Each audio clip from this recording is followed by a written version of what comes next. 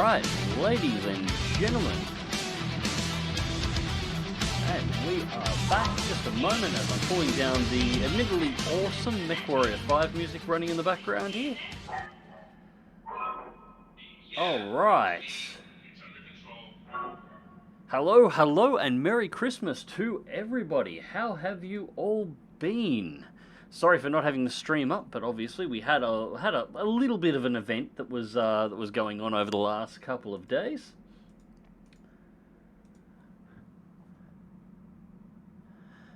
Dead meat, are all my mechs dead yet? No, I'm only just starting, but give it time. Although there's a few of them that are currently in the shop getting the paint touched up after the last couple of missions, but they didn't turn out to be that bad. Hey, Art of Stuttering, how's it going, mate? Sorry, I was hoping to stream sooner, but I got speeds tonight that I couldn't turn down. Previous nights haven't really had the opportunity to, and yeah, Christmas was, all things considered, Christmas was actually pretty good. It was a much better end to what's been a rough couple of months, so hopefully New Year's turns out to be better, although it was really odd. This Christmas was the first Christmas in over a decade where by Christmas evening I haven't wound up trashed. Because the general rule is I start the day, and I'm the designated driver. We do all the family stuff in the morning, of course. We cook up all the meals and stuff for the Christmas lunches. We go do the Christmas lunch stuff with the family. That's all important. We tend not to drink, or I tend not to drink, rather. We do all the driving around and everything else. And then come the evening, it goes to the family and friends stage of Christmas. And at that point, the bottles get popped, and I try and catch up on all the hours of drinking that I've missed in a really big hurry. This year, nothing. I'm not allowed to drink, so a fully sober Christmas was odd. Hey, Captain Cupcakes. Yep, finally caught me live. Yes, I'm trying to get these out faster and faster as we can. Glad to hear it's the upside for you, Mags. I'm good. Return back home today. Oh, you're out stretching your legs. It's good. It's good to get away. Didn't travel too far this one, but we're hoping to get away over January. Me and the wife and the kids get something done. Just for a couple of days. Nothing long. One of the big issues with your playing a single-player game is I can't put a bounty on your head. Look, we will have to sort something out. Actually, I've been meaning to give another look at... what's the game? There is another game co-op that I'm thinking about having a look at sometime soon, so we'll have to have a little bit of a look at that. Anyways, where are we at in this at the moment? Alright, so the last time we played, we almost managed to snag ourselves an assault mech. We grabbed ourselves a marauder as well as a couple of others. So let's check out the mech bay.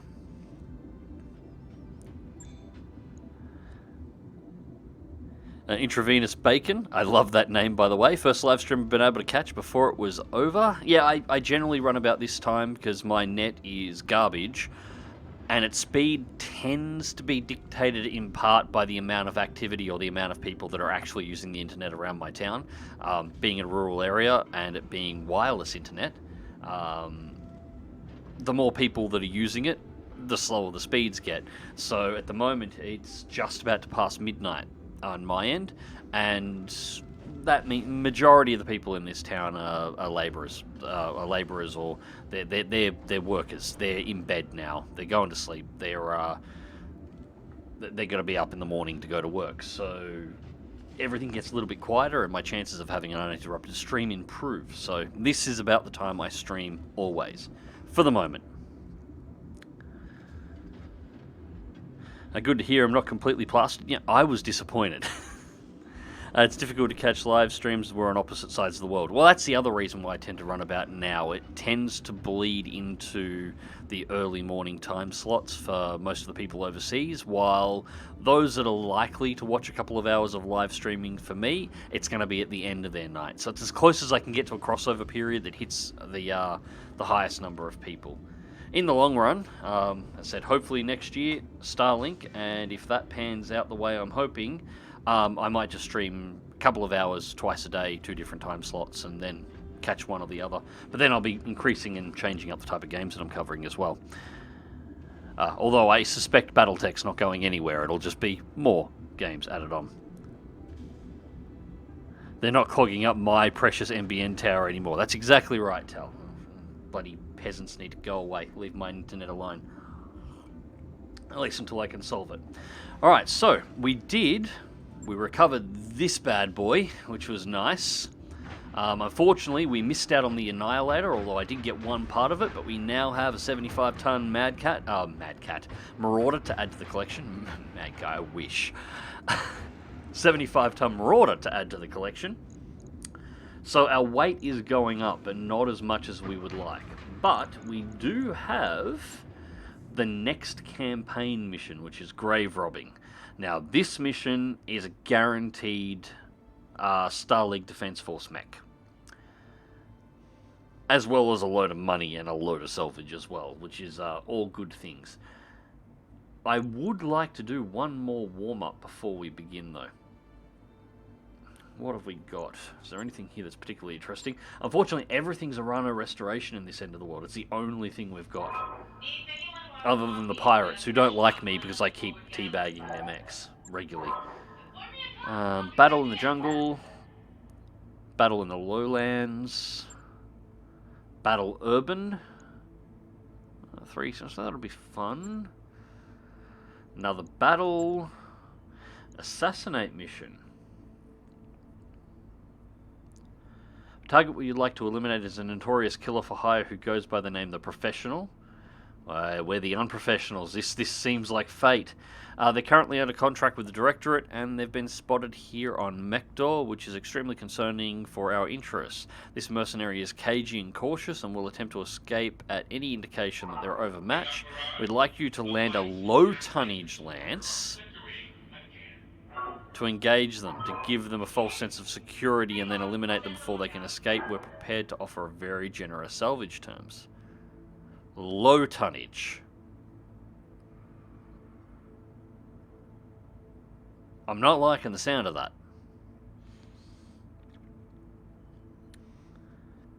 Captain Cupcakes, thank you very much for the subscription. Yes, I've actually got the data feeds up now, so I can actually see when that kind of stuff is happening. Which is nice.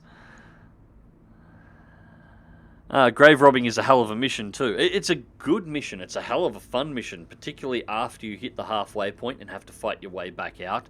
But my biggest disappointment with that one is you don't actually get to select the mech you keep. Hunting the professional sounds like a perfect job for the unprofessionals. Yeah, I'm thinking I'm not liking this whole, we'd like you to drop a low tonnage lance. No, get fucked. What else? And that one's going to have us travel off. Capture base, so it's not interesting anyway. Alright, we'll give the assassination mission a go, because we're going to have travel time anyway for grave robbing from here. That's going to take 24 days, so we've got a 24-day repair time before we can deploy regardless. So, if we take a little bit of damage, it's okay. Negotiate. So what...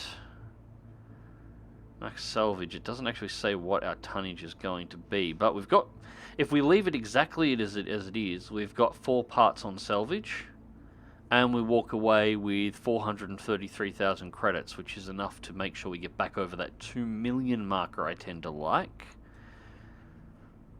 Although 253 isn't bad for 6 with 27 back. You know what? We will take that one. Hopefully this isn't going to be, you know, over 30 pieces of crap salvage. We'll accept that. What's the tonnage? What have we got available? I think I'm going to ignore. Max is 60 tons. Alright, so that's their game. We can't deploy anything heavier than 60 tons onto the field. So the Mad Cat's out, the Marauder's out. We might actually have to wait before we deploy for this mission and get the repairs done. Back to the Argo. The Quick Draw's done in 9 days and the Dragon's done in 10. The Warhammer's too heavy. Centurion's 14 days out. And we're due our next financial report in 27 days. Alright, so we're going to wait at least until the Quick Draw and the Dragon are completed. The Warhammer's too heavy for this mission, but I want to push the weight limits as much as possible. That also gets my main guy up and running. And we've got an event, week 66, day 3, power spike. Just got a power spike in Medbay. Samira announces, must have fried something. The power is out down there. A few minutes later, Darius and Dr. Murad are discussing options. It's a major relay. To replace it, we'll need to shut down everything connected to it for several hours. You'll have life support, but not much else. Darius asks, can we just repair the relay without shutting everything down? Dr. Murad frowns, possibly, but I wouldn't recommend that approach. We'd likely just be putting Medbay's problem off to deal with it later. So we can power down the Argo to replace the relay. Repair Medbay without a ship-wide power shutdown, or we can spend 40,000 C-bills. We're near a manufacturing world and get assistance from the local repair facility. 40 grand's nothing. We'll split the 40 grand to get the repair. You say we can afford to fix this the right way. Mektor should have services in orbit repair. Dr. Murad says I wouldn't expect too much given the Argo's age, but having additional trained hands should minimise the impact on what we need to do. Samira makes arrangements with the private maintenance company to hire a crew of ship techs. Dr. Murad puts them to work replacing the bad relay in Medbay and has the project complete with only an hour of downtime for the rest of the ship. As the techs repaired it apart, the chief says to you, an Argo class is a real beauty, never seen its like, damn shame it's in such bad condition, call us if you want more work done, alright. You thank him for his work. Dr. Murad doesn't say anything, but can't conceal her amusement. Alright, so lose 40,000, everything's all fixed up. No bonuses for that one though, but no negatives as well. That one could have caused a negative in our repair times, which I would rather not have. Right, so while we're at this, I'm just going to quickly tell if you'd like to join me in the office, you are more than welcome to do so. Now, let's get the clock ticking over again so we can get the quick draw and the dragon up and running.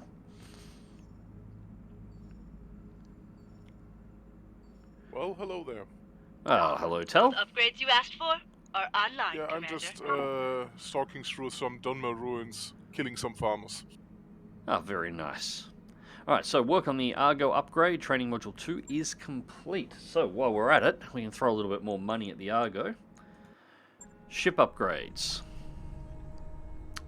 Now, we got the second medbay online. We're doing pretty well in other areas. We do need to still do the structural repairs needed to get the habitat pods up and running. Second medbay is tempting. Hydroponic garden or the library. Library's only 225,000 as well. It gives a +1 morale. So we're going to take that one. 10 days for another plus morale, and it's relatively cheap. Although we're starting to run out of the cheap options here. Things are going to start getting real expensive real fast soon. So we will purchase that one. It'll take a bit, but we'll get it done. And that'll be covered by most of what we're about to earn. So, Disco-esque. Hi, chat. It's been a long time since I've been able to see a mag stream, but I love the YouTube vids. Hope everyone is well. Don't forget to vote in the prediction. Hey, Disco, thank you very much for the subscription, mate. Just catching up with everything going on in chat. I didn't actually see what the prediction was he was putting up. I assumed it was whether or not I was about to get my ass handed to me. Which, well, it is possible. This is Battletech. And you know what? I'm going to run it for 2 more days. Cool. Centurion's ready to go. 8 days left on the Argo, 13 days financial. It's a more time than I would like to spend, but we really need the refresh for this mission. Alright, so let's get that contract back up. False security, professional, let's negotiate. Same negotiation as before. I want 627 accept. Alright, so 60 ton limit. So now we've actually got some options. Warhammer's out, Mad Cat's Mad Cat. I keep Marauder. I see the profile and my brain goes other places. But we've got the Dragon and the Quick Draw both in at 60. So let's get the Quick Draw up front. We'll get the Dragon in the second slot.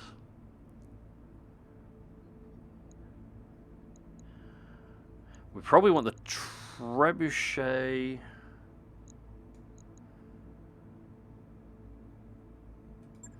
Otherwise, it's the SRM4 loadout. SRM6s. Do we want the Trebuchet for the long-range capability, or do we want the Centurion? Actually, no. We'll stick with the Centurion. My SRM6 Centurion is pretty nasty. So, there's a combination. 60, 60, 60, 50. So we're near the weight limit. We've got 10 tons to spare. Quick draw, 2 Dragons and a Centurion. The Dragons are surprisingly fast. This one's equipped with some double plus weapons, and it's mainly SRM equipped, so she's my close range under Medusa. And Decker is running with... Oh, it's running with the rangefinder on SRM6s. Probably need to pull that out and switch that around a little bit.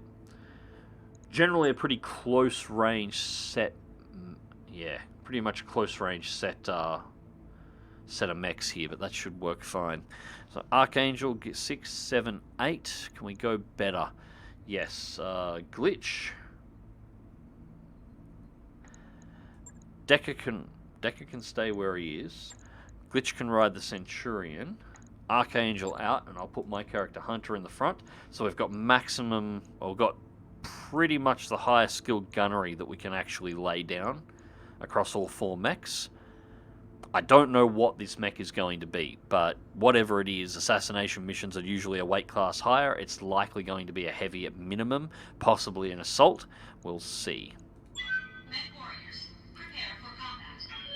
This looks so different from the base game. Back in my day, it was all about king crab with gauze.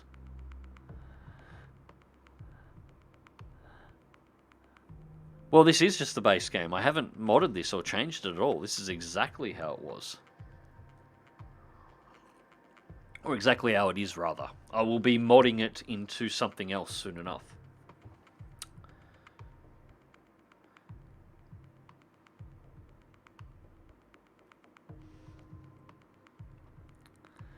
Dead meat. Shh, I'm busy bullying Mags. Actually, I should probably get chat up here on screen. Have it pop in so people can see it. I used to have it on there in the past and I've forgotten how to put it back up. I'll have to fix that. Alright, so how's the quality coming through, sound-wise and visual-wise, guys? While this is loading up at the moment, because we've got a little bit of time to burn.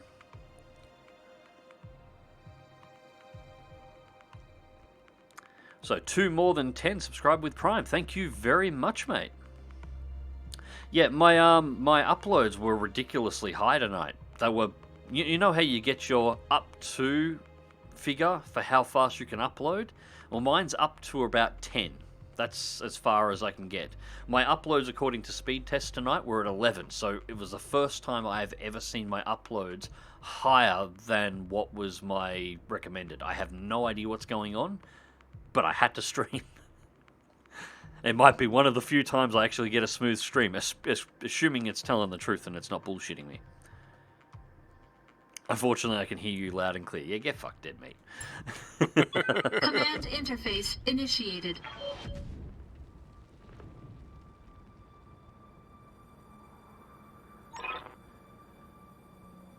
A 2 more than 2. Hey MagzTV, big fan of your War Thunder YouTube videos. Really made me fall for that game. Thanks for the content.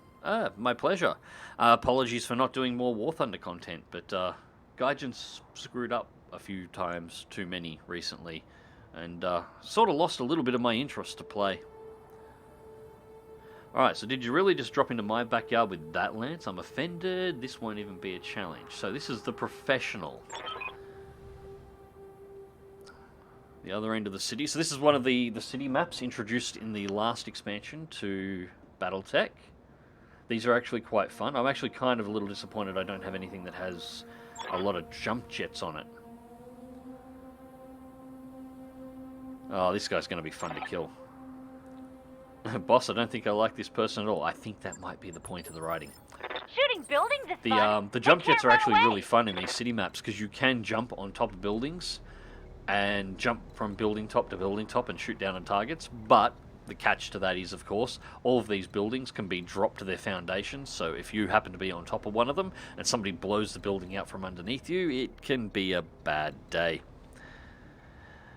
Captain Cupcakes, with you on that one, Mags. Gaijin really driving the game into the ground. I showed a clip in one of my previous streams not that long ago of me taking out the SPD, which is now at battle rating 1.7 in realistic, and literally killing an enemy aircraft by slapping it with its tail, and surviving, and then continuing on to bomb targets. It was On my way. like this. I Position Some confirmed. of what they were doing used to make sense. I didn't like it, You but I could betcha. sort of understand it. These days, I'm just not sure. And there's other little bits that are niggling it as well. So I do play it every now and again still, but I'm kind of not interested. I've reached the point where I'm not interested in playing games or promoting games. Because in the end, anybody who's a YouTuber who's making videos and has an audience is promoting games. And I'm not interested in promoting a game that's got major flaws, problems, or is incomplete. I've just lost interest in doing that completely. Been burned too many times, seen too many games burned. So I've seen too many people burned. I'm zoning out of the early access stuff. Yeah. I wish I could blame you. Move order received. I wish I I've didn't seen have to too run much into it in shit. the first place, because I didn't Don't mind need to early tell me access as a twice. concept, but it's just getting abused to fuck now, and yeah, so many developers just ringing people for money rather than, you know, actually making a good game. That's why I like this. This is why I'm playing this right now. It was made. It had 3 expansions made for it. It was tidied up. It was finished. It was done. Complete game. All the content's there. No microtransaction store. No bullshit. The game's balanced. It's complete. It's not buggy. It's finished. Cold Water's exactly the same thing. Game was made. It did have an early access period. Its development was completed. It had 1 expansion pack. It was released, and that's it. It was finalized, and now it only gets an update patch every now and again. If something changes, like with the Windows 11 stuff recently, there was a minor patch for Cold Waters that adjusted a couple of things to fix some bugs that it had with Windows 11 that were detected, and it was like 20k or something ridiculously small, and that's it. Completed game, made, finished, done. No microtransaction store, no bullshit. You pay for the game, you enjoy the game, that's it.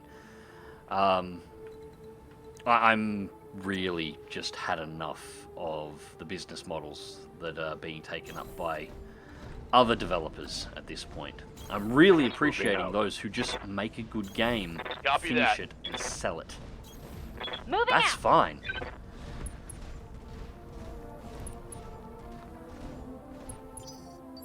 Yeah. But it's rare nowadays. Yeah. At least in AAA. Yeah, Captain Cupcake Because AAA is says... going full games as a service. Yeah, Bullshit. yeah. Let's milk the player base. No bad can come from this. Hey, I'm 1980s video game crash. Hello there, guys. Yeah, there was, that's why there's very few AAA games coming out that I'm interested in even the slightest, or anything new in general. Couple here, couple there, but it is few and far between. Captain Cupcake says, a lot of people who know, now, including myself, are becoming ever disenfranchised with the gaming industry as a whole for these exact same reasons. Yeah, well, this is what it is. Right now, I'm actually spending more time trying to work out how to get old classic games running, or looking at indie games, than I am interested in new ones. I'll play this.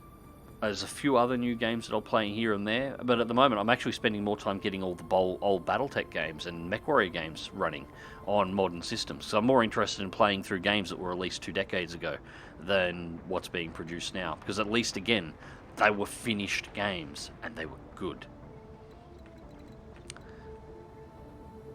A long way to go here, so I might actually speed this up. I might have to try and sprint the intersection. Heading out. The Centurion's going to be lagging behind, so this is an ambush point. What do we got? We got the side path around here that I could flank with. Might actually be worth taking the quick draw right,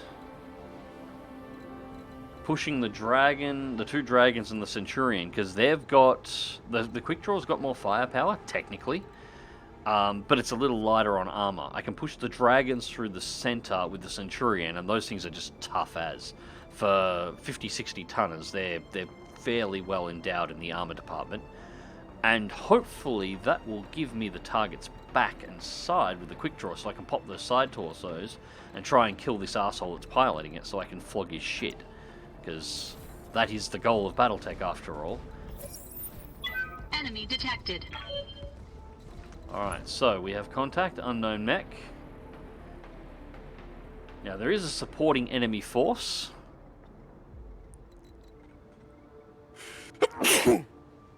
Sorry, stream. Demi, do you know what finished game... That's alright. You know what... I'm actually feeling a little sniffly at the moment as well. But just Christmas bugs going around. Do you know what is a finished game with 2 expansions that you haven't finished yet? Witcher 3. Yes, I'm fully aware of it. I'm fully aware of it. That's why it's installed. That's why it's installed. I kind of want to stream that one because I want people to be able to laugh at me fucking it up in real time. that. Because I have not played Witcher 3 anywhere more than sort of the opening starting area. Been out for ages. Never actually completed it. Another one I wouldn't mind streaming would be Skyrim, of all things. Because despite having close to 2,000 hours in that game, I've never completed the main storyline. Same. Ever. Which is why I'm playing it As right far now. as I've gotten into Skyrim is the part in the story when you're finally given the castle to start training your warriors and your followers all start turning up there. That's as far in as I've ever gotten. I've finished nearly every side quest in the entire game. Never finished the main storyline. Never finished the main storyline in either expansion. It's the first time I have ever visited Hyroska this time around. Because I just couldn't be asked dealing with the shouty bearded bastards. Okay, that one was actually worth going up though. Especially just to toss people off that mountain. Tossing people off that mountain is fun. Surprisingly, it is really fun to toss people off that mountain in VR. Fair enough. For all the problems that Skyrim VR actually has, its sense of scale does really work. And because the game can be completely manipulated as you wish, grabbing people and throwing them off mountains is surprisingly cathartic. I may be a psychopath, but hey. Alright, so it's it's only a 65 tonner. Well, that's disappointing. There is a collection of nice mechs that could be, but 65 tons, well, I wouldn't say no, it would still be an upgrade, but it's not by much. I'm mainly looking in the 70 tons plus now, I'm looking towards 80 tons.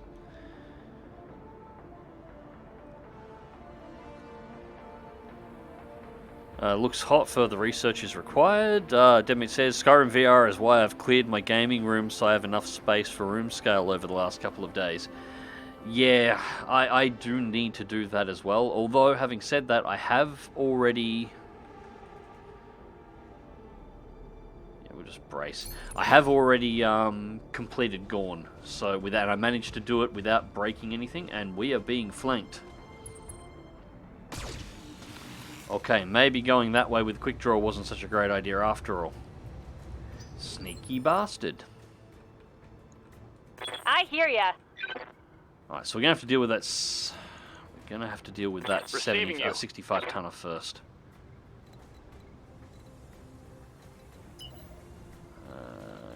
No, there's no point. We will. Surprisingly, we don't get line of sight to him, and he doesn't get line of sight to us coming down this ramp. I don't know why. Looks like line of sight doesn't actually pick up until you're on the bottom of the ramp. I'm not sure why that is with him. Odd. There's no wall there that appears to be blocking the view. He should be able to see us. We should be able to see him, but fair enough. That is what it is. Alright, so we're going to brace the dragon. Next turn, we'll have 2 dragons and a centurion coming into range on him, and we're just going to unload. I'm kind of hoping... I don't know. We'll find out what it is. Alright, second mech coming down. Quick draw, I'm going to have to retreat back. Looks like the flanking option is out. Dead meat. Looking forward to streaming it again. Looking forward to watching you stream it again. Waiting for orders. I'm half tempted if I get the option, like if I can get the Starlink upgrade and actually start streaming some more active games on at decent quality. I'd be partially tempted to stream Skyrim VR rather than regular Skyrim to complete it. Coordinates I'd have to put the question out there to chat on which one they would prefer to see, but I definitely want to complete it, especially with the bullshit you can pull off in Skyrim VR. And nobody considered maybe having the ability to point your hands in two different directions at the same time while wielding two weapons may suddenly cause an imbalance to how much you can actually do in the game. Right, yeah, The hills are alive with the sound of flames. Yeah, we're going to do a sprint back to here. No, you have to go to here. And then turn the back to present front armor. That'll break the line of sight, so should stop the missiles coming in on us. And I'm not going to be giving the back of the quick draw to that Shadowhawk. Quick draw doesn't have a lot of rear armor. Captain Cupcake, so I'm a plonker. I had this running in the background. This isn't MechWarrior 5, duh. No, Battletech. Battletech. Although we will have to do some MechWarrior 5 streams soon enough. Deadmeat was enjoying those. I was enjoying playing it with Bog. We might even start up a whole new campaign and play through. Yep. Might have to do that. It is what I was hoping for. It is a catapult. It's the wrong catapult, unfortunately. It's the K2. But I have a part. Well, I have a part for the K2 already sitting around. Fair enough then. So I already have one part for it, so that's not bad. But I would prefer the standard model with the missile racks. I rather run my catapults as what they're meant to be run as fire support, long-range fire support, and artillery mechs. The K2's, like, I'm not going to turn it down. It's 65 tons and 2 PPCs, but I mean, they do that. Well, they're still a good mech, but they're a little light on armor for the ranges I like to engage with my direct fire weapons. And catapults are wicked LRM boats if you can get a proper one. So I'd use one of those nearly to end game. There's only a couple of mechs that I would take over it for artillery support, but regardless, let's see whether or not we can claim this one. So, first things first, I want to get rid of those PPCs, and I want to pop one side torso so we injure the pilot. So, precision strike, all weapons firing. So that's SRM-6, SRM-4, 2 mediums, AC-5 double plus. Primary target damage, Commander. And we didn't take off the PPC, unfortunately.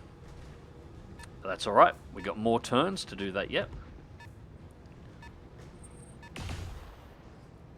Probably took a bit of the armor off though. Oh yeah, we would have stripped it down. The next round, another alpha strike like that, the next round will definitely take Waiting that armor. for orders. We're not going to have much in the way of cover here for the moment, but that's fine. I get the second dragon down. And no precision strike on this one, unfortunately. But we can just unload everything we've got regardless.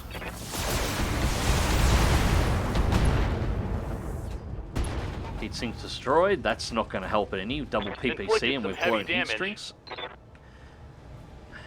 Again, didn't lose that arm. This lance from the back is causing us some problems though.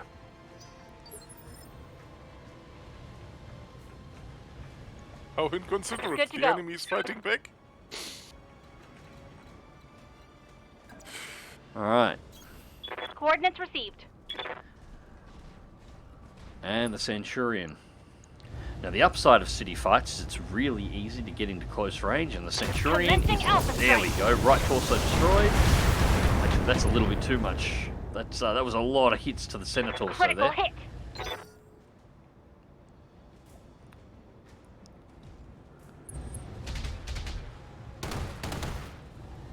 Alright.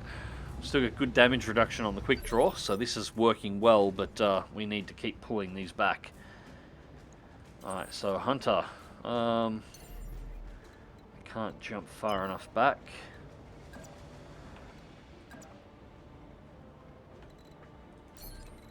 Yeah, it might be best, actually, might be best just to do a jump.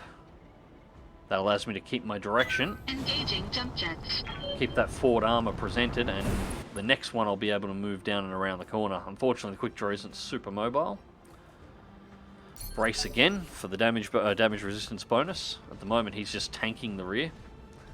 In the wrong mech for the job. The target is retreating, Commander. Eliminate it before it escapes.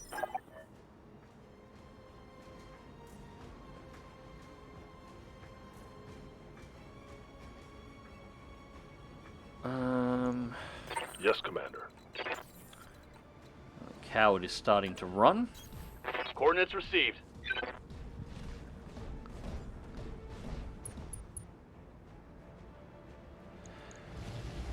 Actually, it doesn't really matter if we recover this or not, to be perfectly honest. I'm kind of disappointed. We keep trying. What are we looking at here? Go for that leg. Precision strike. Although it's not really exposed. From this angle it's sort of covered. I really want this one.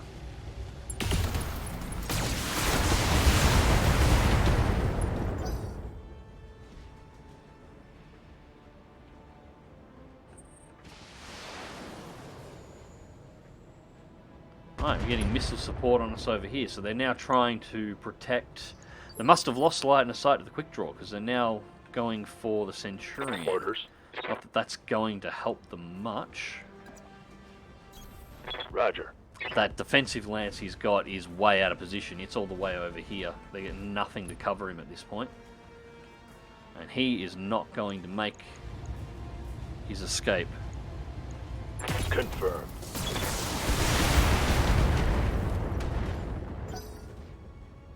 That 40% damage reduction is a bit of a killer though. Waiting for orders. Right, Commander.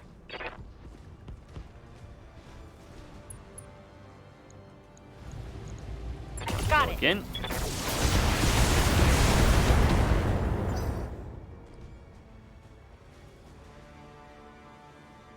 Nearly peeled all of its armor already.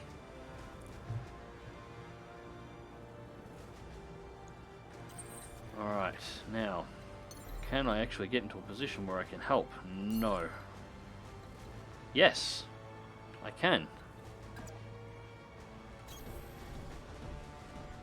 Should be far enough away from what's coming here that I can afford to show the side for just a moment. All weapons committed. That's done, destroyed. Hopefully this will blow the torso. No. Another heatsink destroyed though, and its PPCs are Enemy stripped, mech. so Critical damage detected. it's no threat anymore. It's got no weapons left. Wow. A machine gun and a medium laser. No weapons that I'm concerned about left. Alright. Now. We need a cooldown period before we engage the next set of mechs. Everyone's running a bit hot. So, who can we bring in first? Let's go glitch from the side. Melee. Blow the torso. Heatsink destroyed. Critical hit, Commander. Punching in the face runs a good chance of blowing the center torso, so I kind of don't want to do that. I want to hit it in the side as much as possible. Ready for I orders. do have a precision strike that I can focus on the leg, which would give us a knockdown. Let's take the Mead lasers out. Actually, let's leave the Mead lasers in, pull the SRMs out. Their SRMs throw the damage out a little bit too much.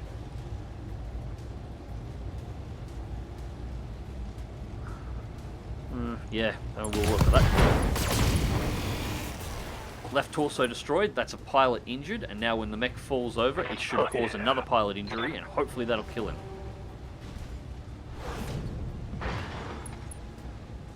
Pilot injured, pilot's got full health.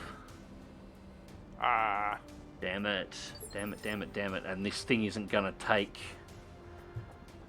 Yes, Commander.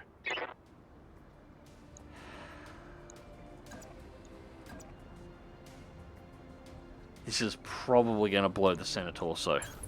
On it. Targeting for physical Maybe it'll attack. pop the leg, hopefully. Nope, just general damage.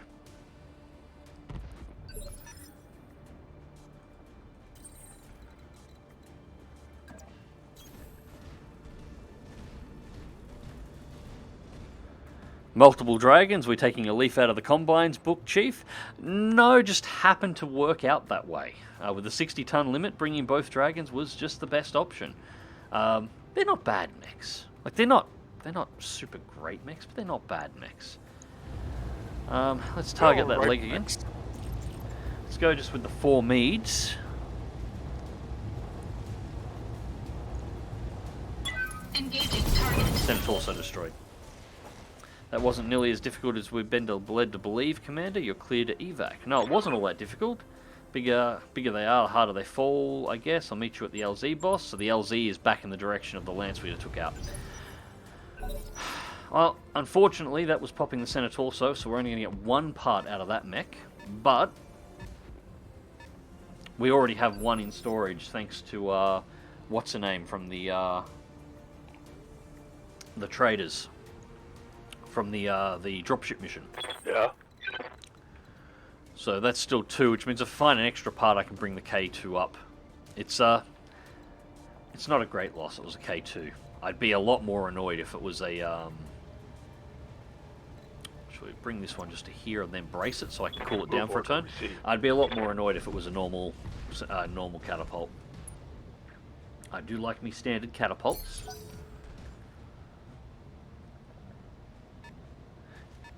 In black and red armor to boot. Well, the good color options are. Oh, okay, maybe I was a little bit too far forward there.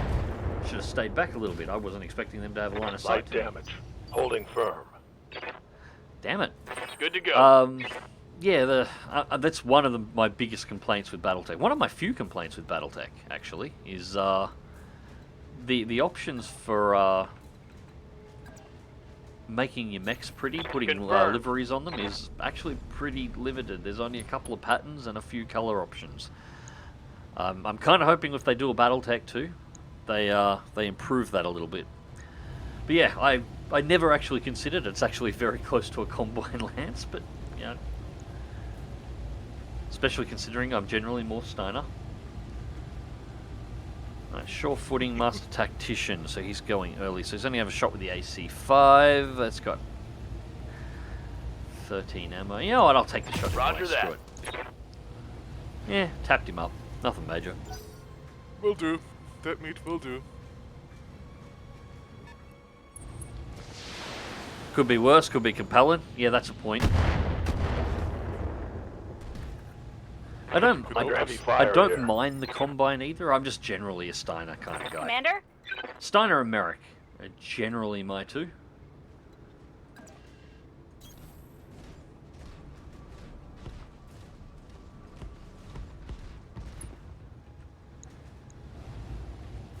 Yeah, if I got to pick a great house. Here we go. 2 hits into the Shadowhawk. Rashalg for me. All the 5 minutes that they existed. To be fair, I forgot they existed. Actually, I can't remember a whole lot about them other than, yes, this was a thing. Hard.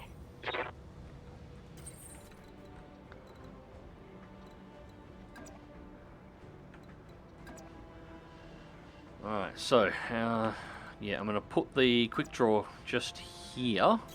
So it doesn't take the side shot, so I can cool it down for a turn, and then I'll just use the jump jets to jump over and catch up to everybody else, so that'll be fine. And then we're going to have to full assault around the corner.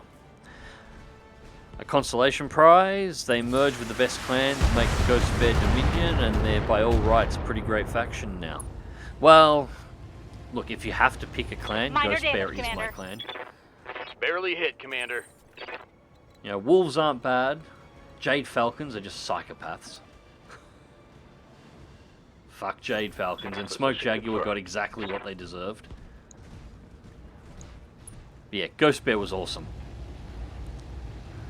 Alright, enough playing around. We got a Javelin here that needs deleting. Giving them everything I've got. Left arm destroyed.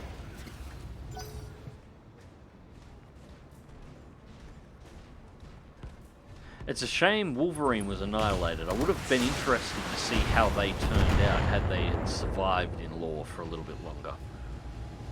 Damage minor. Commander,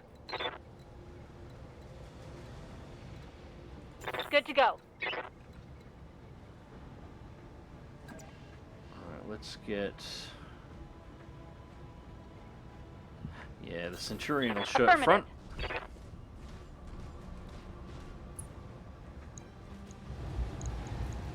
Worked as a really good demonstration for how a trial of annihilation works.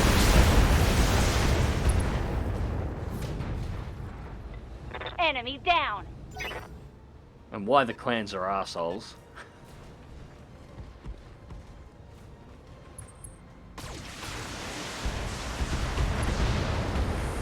Oh, I don't want to take too many more rounds like that.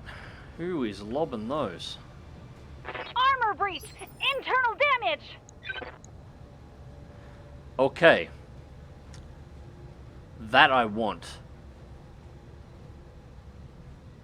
I like Kintaros. I want Standing that by. Kintaro. I don't think I have a Kintaro on this save at the moment. What's the best way to do this? I need to get the dragons. That's going to be an issue because it's blocking line of sight. That's yeah,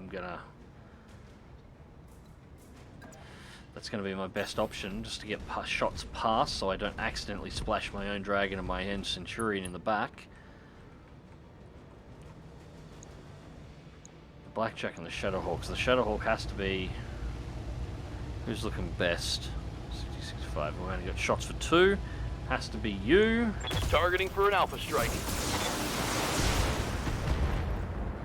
And that was terrible, terrible, terrible shooting. On the plus side, you've just made some room on the realties market for that city. And a head hit You on can glitch. see daylight through my armor. Alright.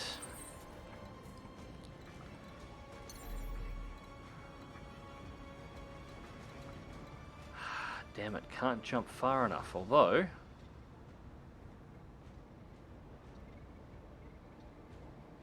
It's risky.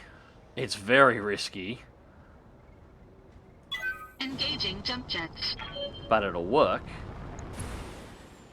Let's put the 60-ton mech on top of a skyscraper. What do you think? What could possibly go wrong? All weapons committed. Alright, that was better. Put that all into the center torso. We need to get the Blackjack out of play.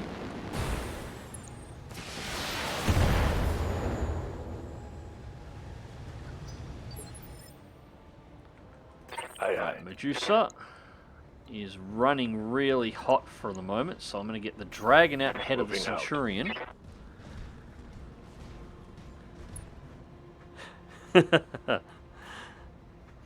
Disco, everything? Luma, oh, this is totally safe. Hey, gotta do it to try it. Alright, so first things first, we need to get... Yeah, we're gonna focus down the Blackjack because it's front and center first. Locking in. All weapons systems. It's unsteady. Kintaro's coming. Next turn I'll be jumping the quick draw off that building too, just for the record. And the Centurion's still taking a hammering. SRM 6 crit. I'm getting all shot up, Commander. Ready for orders. Alright, same thing again. We're going to do a point Copy blank. We're going to block the line to the Centurion. I'm going to have to back the Centurion out. Glitch did a good job tanking, but she's taken too much fire, and I don't want to lose the mech. Firing a full salvo.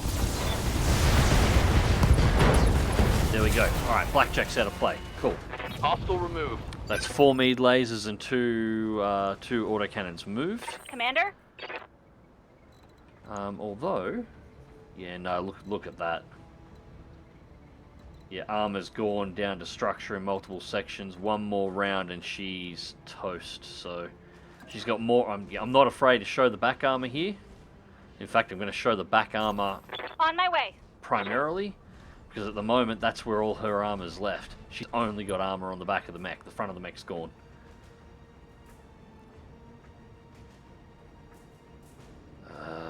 Yeah, we just brace. Alright, Hunter.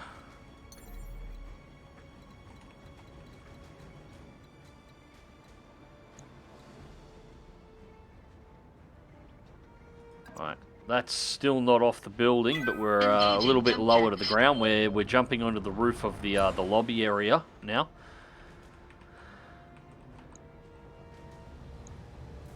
Alright, shots on Shadowhawk. That's going to overheat, so we take the SRMs out of play, just go for the mead lasers.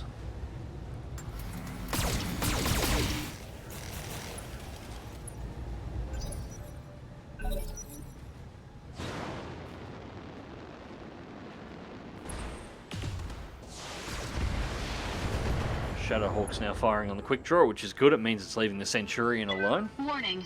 Armor low. Which this could prove... Yes, Commander.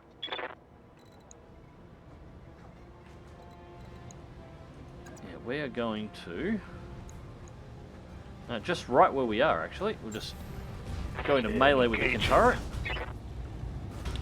That gives us a cool-off period while doing melee levels of damage. Strip off some of its armor.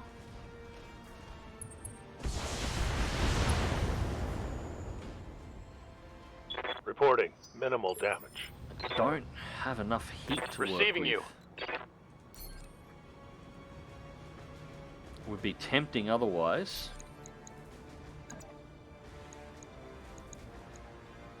I'll get her attack from here. Just to run the cooldown. It would be tempting otherwise to try and blow the building out from underneath the Shadowhawk. Structure exposed. SRM crit. So that'll take down some of its Scored a armor. critical hit. Or some of its weaponry. Waiting for orders. No,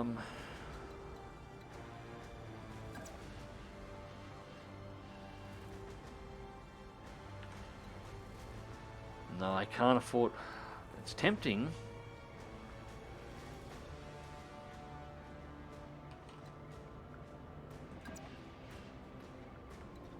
Can I get an angle?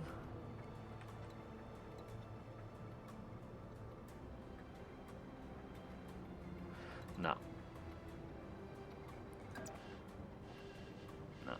No, I'm not risking it. I can do this with these three. I shouldn't need to bring Glitch back and risk both her and the mech.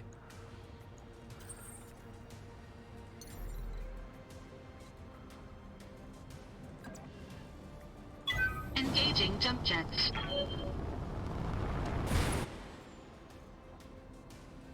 Now this is going to pull. Oh, that'll cool. That's yeah. I'm gonna have to brace just to drop a cooldown. Hopefully the Shadowhawk stays up there. If it does, the next round I'm gonna alpha strike this building with the dragon and the quick draw and drop the building out from underneath it. Warning. Armor low.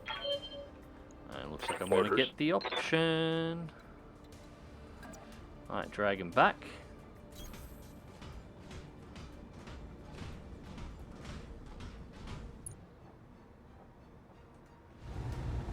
Everything on. Straight into the building. Locked on target.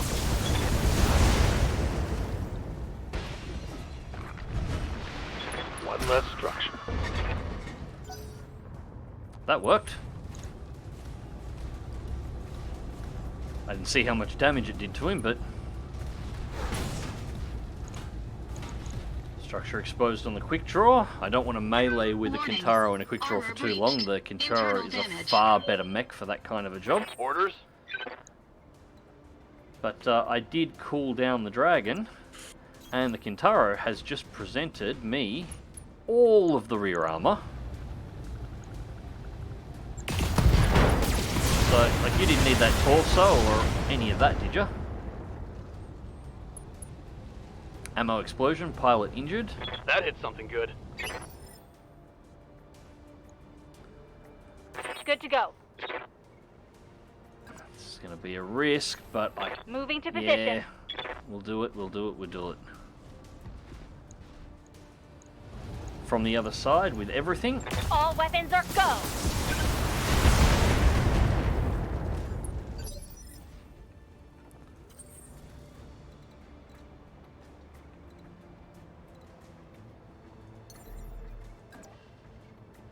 Jump Hunter Engaging back jump jets. to here. Cross shoot into the Kintaro. It's going to run our overheat a little bit, so we're going to have to cool down again, but...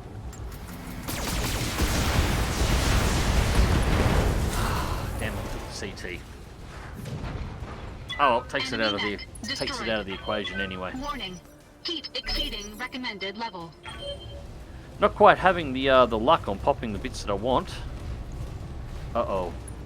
Oh no, it's alright, it's engaging the quick draw. That's not so good. Left leg destroyed. Warning. Quick draw's going to fall over, and that's going to be an injury for my pilot. He's only just gotten back in the field. God damn it. Waiting for orders. Roger. Alright, overheat. Let's drop the SRM-6. Go for the double plus SRM-4. Pull one of the Meads out. Precision shot. And I don't care about this thing, so let's just take the torso. Or you can fall over too. That'll Critically work. hit, Commander.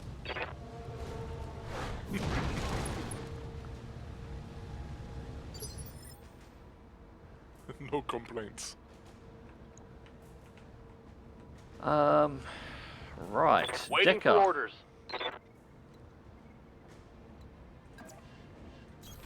Heading out.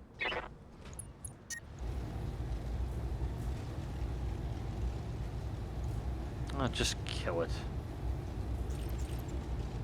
Leave one of the SR. Both of them are going to go. Let's do the same loadout. One SRM-6, one Mead laser down. Firing. Execute the bastard before he gets back up. Done. Enemy down. Oh well. Bit of an average mission to have that high a salvage load on, but I suppose I should have anticipated it. Mission successful. A few repairs, but as I said, we've got a 20-something day jump out to the next mission anyway, so we'll have time to repair them. Alright, so destroy target and escape. Destroy the professional, success, 278,000 C-bills. And Hunter Cook injury for 14 days. No other injuries on board. The quick draw is going to need some repairs. Dragon's fine. The Dragon's fine. Centurion tanked like a boss there. He was Glitch was tanking three mechs simultaneously, and that Centurion, and didn't lose anything. Only got critical damage to an SRM-6. No mechs lost. I'm impressed. This is why I like Centurions. Wonderful versatile mechs. Oh, they're great. I love the shield arm on them too. Disco S, I've seen a few of your mech uploads to YouTube channel. Do you prefer the RTS or the real-time cockpit view with your friends? Both. I like the Battletech universe in general. All of it. I like the turn-based strategy of Battletech. I like the real-time strategy of the old Mech Commanders, and I have been playing MechWarrior since MechWarrior 2 first came out.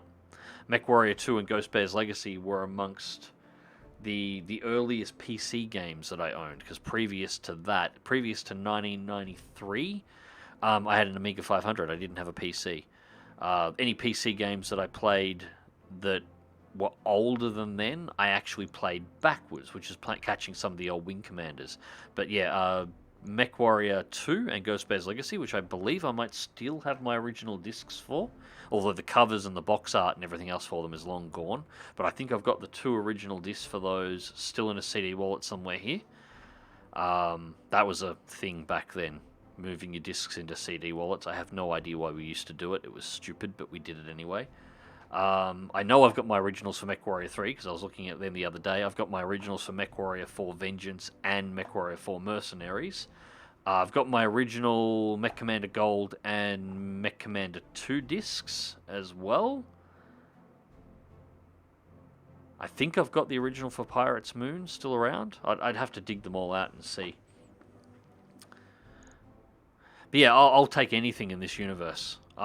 Even the worst games, the only game that I don't really play, that I could, like I've got it, but I don't play it, is MechWarrior Online.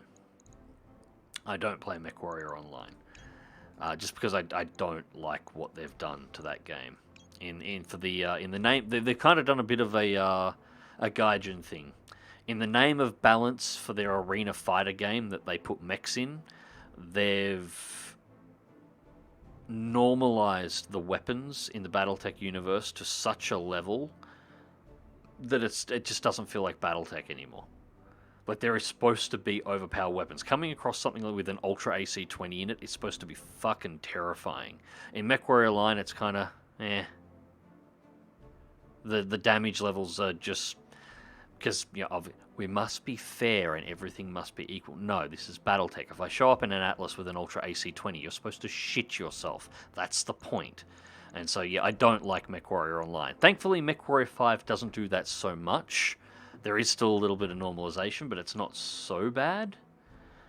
I'll take the Blackjack.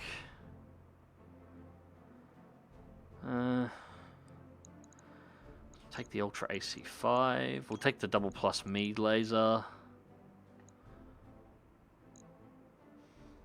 Double Plus SRM-6. We got a lot of arm mods and the rest. I think we're going to wind up taking most of this down to the ammunition.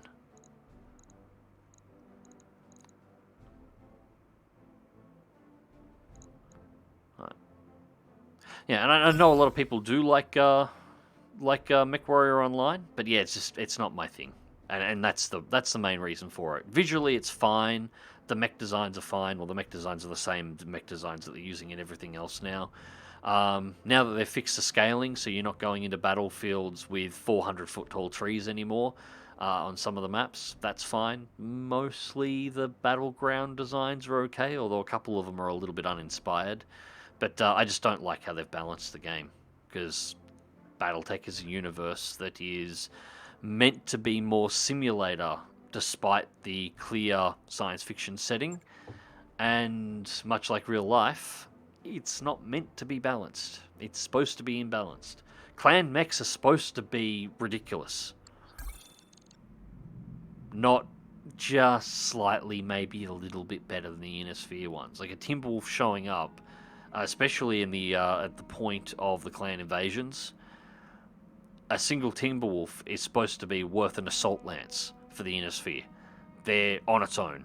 They're horrifying. We're going to need to do some mech repairs before the next conflict boss. Can't go into combat like this. See me in the mech bay when you're ready. Well, yes, I know. We're going to have to bolt some of them back together here, so we'll set up the repairs first.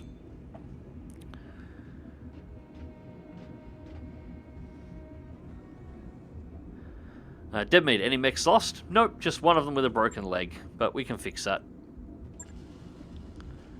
What do we got?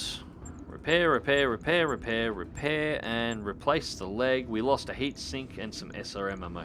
That's actually what happened there. He hit the leg and it must have blown the leg. So that's alright. Equipment, we have heat sinks for days. Ammo. SRM ammo. We'll put it in exactly the same setup so it's nice and round. Another heat sink in. Takes us up to 60 tons and 4 days to put that one back together. So, cool. I'll let you know easy. when that's done. Now, Centurion also took a bit of a battering. The rest look like the dragons look like they just got auto-repaired because nothing got through the armor. Actually... we'll run the repair. Actually, stop work. Yes, Dr. Rob. I'll handle it. Yes, can we repair? Yeah, we can repair the SRM-6. Okay, so that is fine.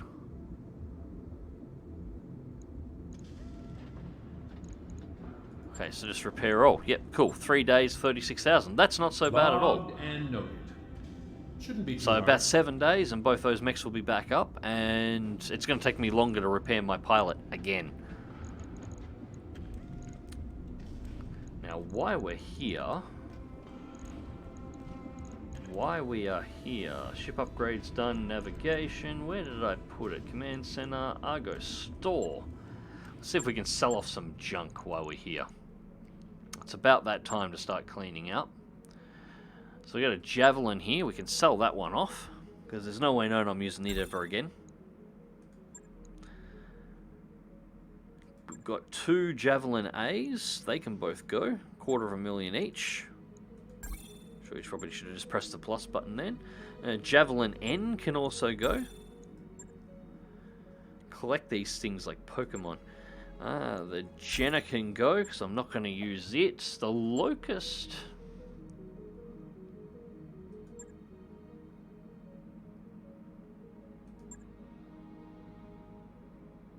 The Locust V I'll keep. I'm not planning on using it, but I'll keep it just because I like it. We'll sell off the Panthers as well. I'm not actually hugely fond of the Panthers, so they can go. Shadowhawks are alright backup mechs. Spiders can go. Don't need those anymore. Keep the Vindy just because I like the Vindy. Vindy's a good mech.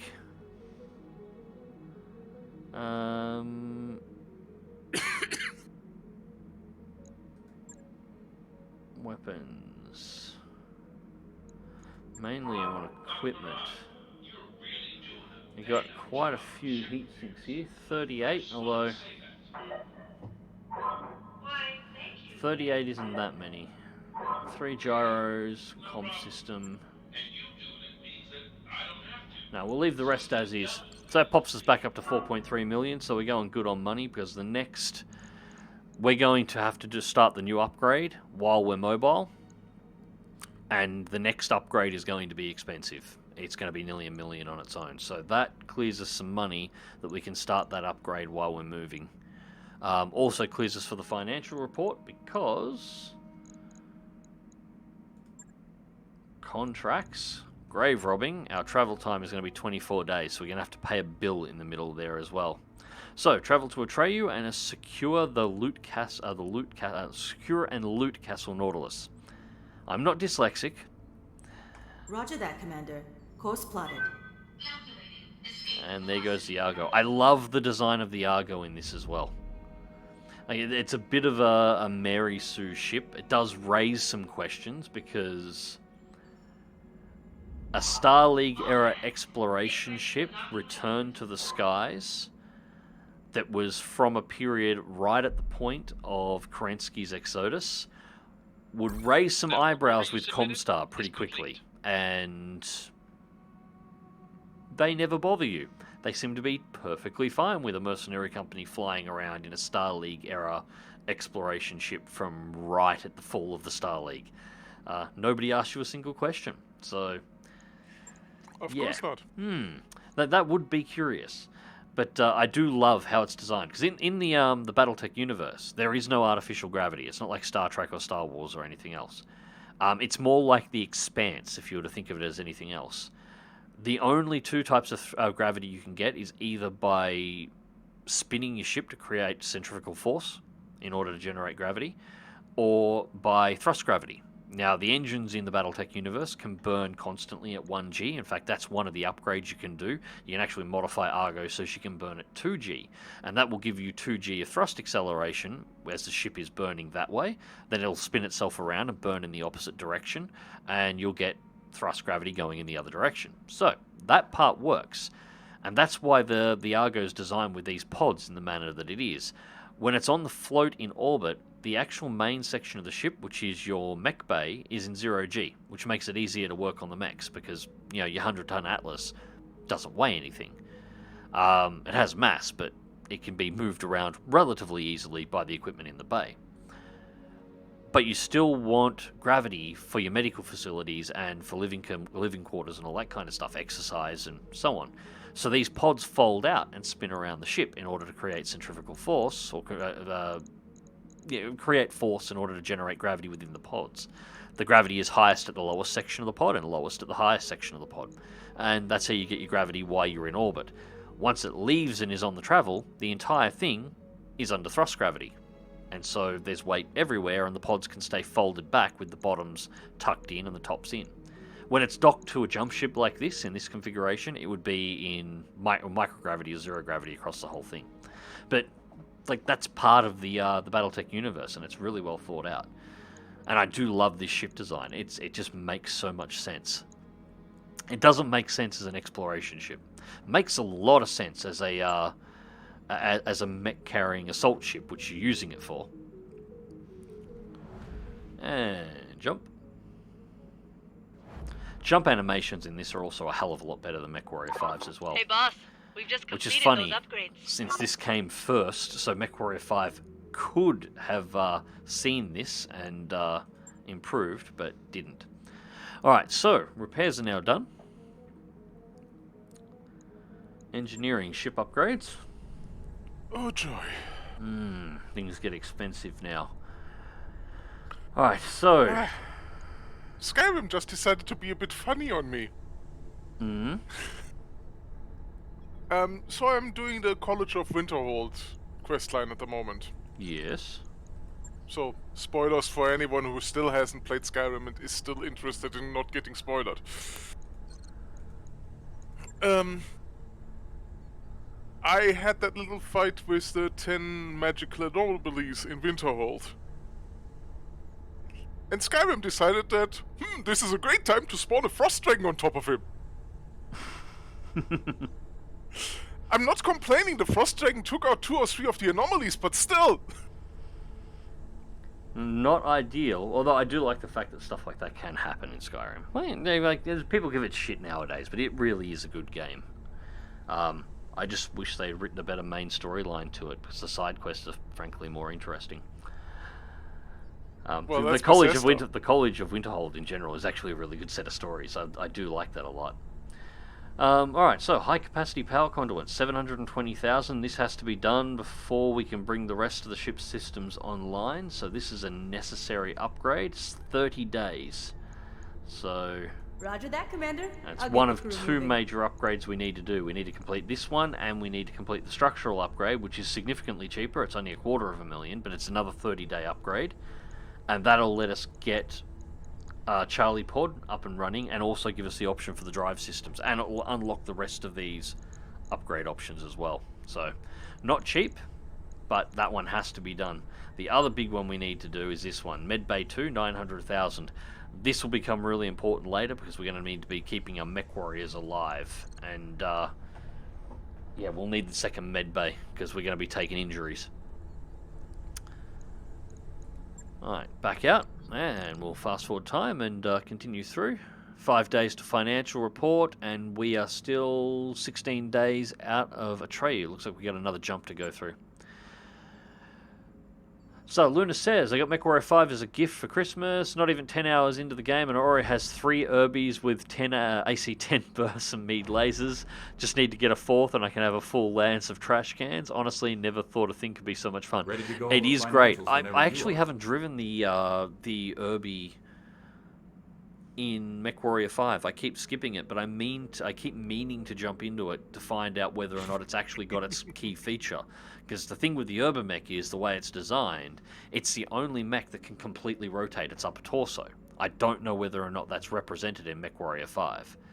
I'm kind of hoping it is, but despite having had that game since it was released, I've just never driven an Urbie in it at all. I tend to get into the Centurion and stay there. And Chaser says, Evening Mags. Wolvie K isn't my personal favourite, but that's because it's energy heavy. Now deal with the SLDF, yeah.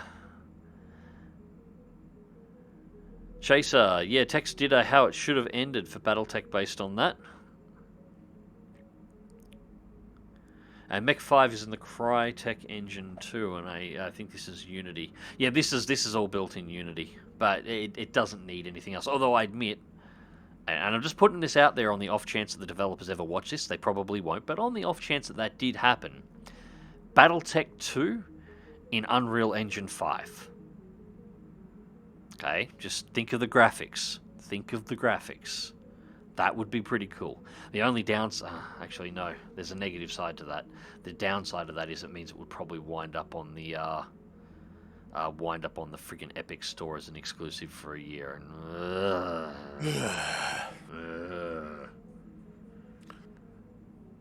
It's so sad to see so many games come out years later than they should. yeah, the problem is, I'd buy it there as well, the same as I bought MechWarrior 5 on there. I don't like the Epic Store, but but Battletech is my weakness. I mean, it's understandable, but... I mean, yeah, well, I took the straight line of going, nope, never going to buy anything from that store. It annoys me, but I stick to it. Yeah, I couldn't do that. I have to buy everything Battletech. Fair enough. I said, it's one of my couple of weaknesses. Like redheads. Who the fuck hasn't played Skyrim yet that wanted to play it? Well, I've played Skyrim, I just haven't finished the main storyline, that's all. I pre-ordered Skyrim back in the day, so I've got the original pre-order box still sitting around here somewhere, and I still haven't finished the main campaign. So there were also cases where I have to say that I have not really played much of Skyrim. Oh, I've got over 2,000 so I have hours a in lot the of game. spoiler territory myself. I've got 2,000 hours in it. I've literally completed every single quest in that game except the main story. There are also cases where you see LPs that take Skyrim in really strange ways. Okay, I must have rolled back up here. Yeah, I've seen them. I'm trying to think of who it is now. The Spiffing Brit going through and breaking Skyrim in various ways, particularly with the necromancy, was funny as shit. It was great. Just plain stupid. My most recent Skyrim anecdote. I had just met Barbas and I had Linda as my housecarl. I was on my way to Barbas' quest and I decided to storm some vampire holdout for the lols. All was going well until Lydia took a knee and Barbas triggered some spike wall trap that killed her instantly. Yeah, that can happen. I tend to do a lot alone. I tend to find when I was playing it that the AI was more often than not, outside of some missions, generally just a pain in the ass. But then again, I tended to play very stealth-heavy builds. Even my mages had stealth options. Basically, regardless of, unless I'm trying to do a sword and board knight, like the honorable paladin, which I generally do a paladin. So heavy armor, two-handed sword or sword and shield, and healing magic is my primary side. Unless I'm doing that particular build, everything from my spellcasters to my archers to everything else has dagger and stealth skills, and I will go through and clear out entire places by slitting necks. And that is... I actually like that style of gameplay. It's fun. Luna says, yeah, it does spin around. Yep, okay, cool. That is right then. Because, yeah, it's unique in being one of the few mechs that can do that. Because that was designed to do. So you can drive it literally like a tank. Just keep walking it forward, spin the gun around, fire at what's going on behind you. Tulum be like redheads. Yeah, man of culture. Yep, hey, I'm married to one. Only way to go. The only reason I keep the AI around is to split the aggro damage for the early game mage build. Yeah, that's what I mean. Although, when I do a mage build, I do tend to pick up some summons, and I split the aggro that way. There is just some quests where they're useful to have around for that purpose, but as a general rule, I let them, stay home, do my dishes, make sure the pantry's stocked. I don't bring them into battle. Besides, watching them get caught on literally everything is a little annoying. And jump.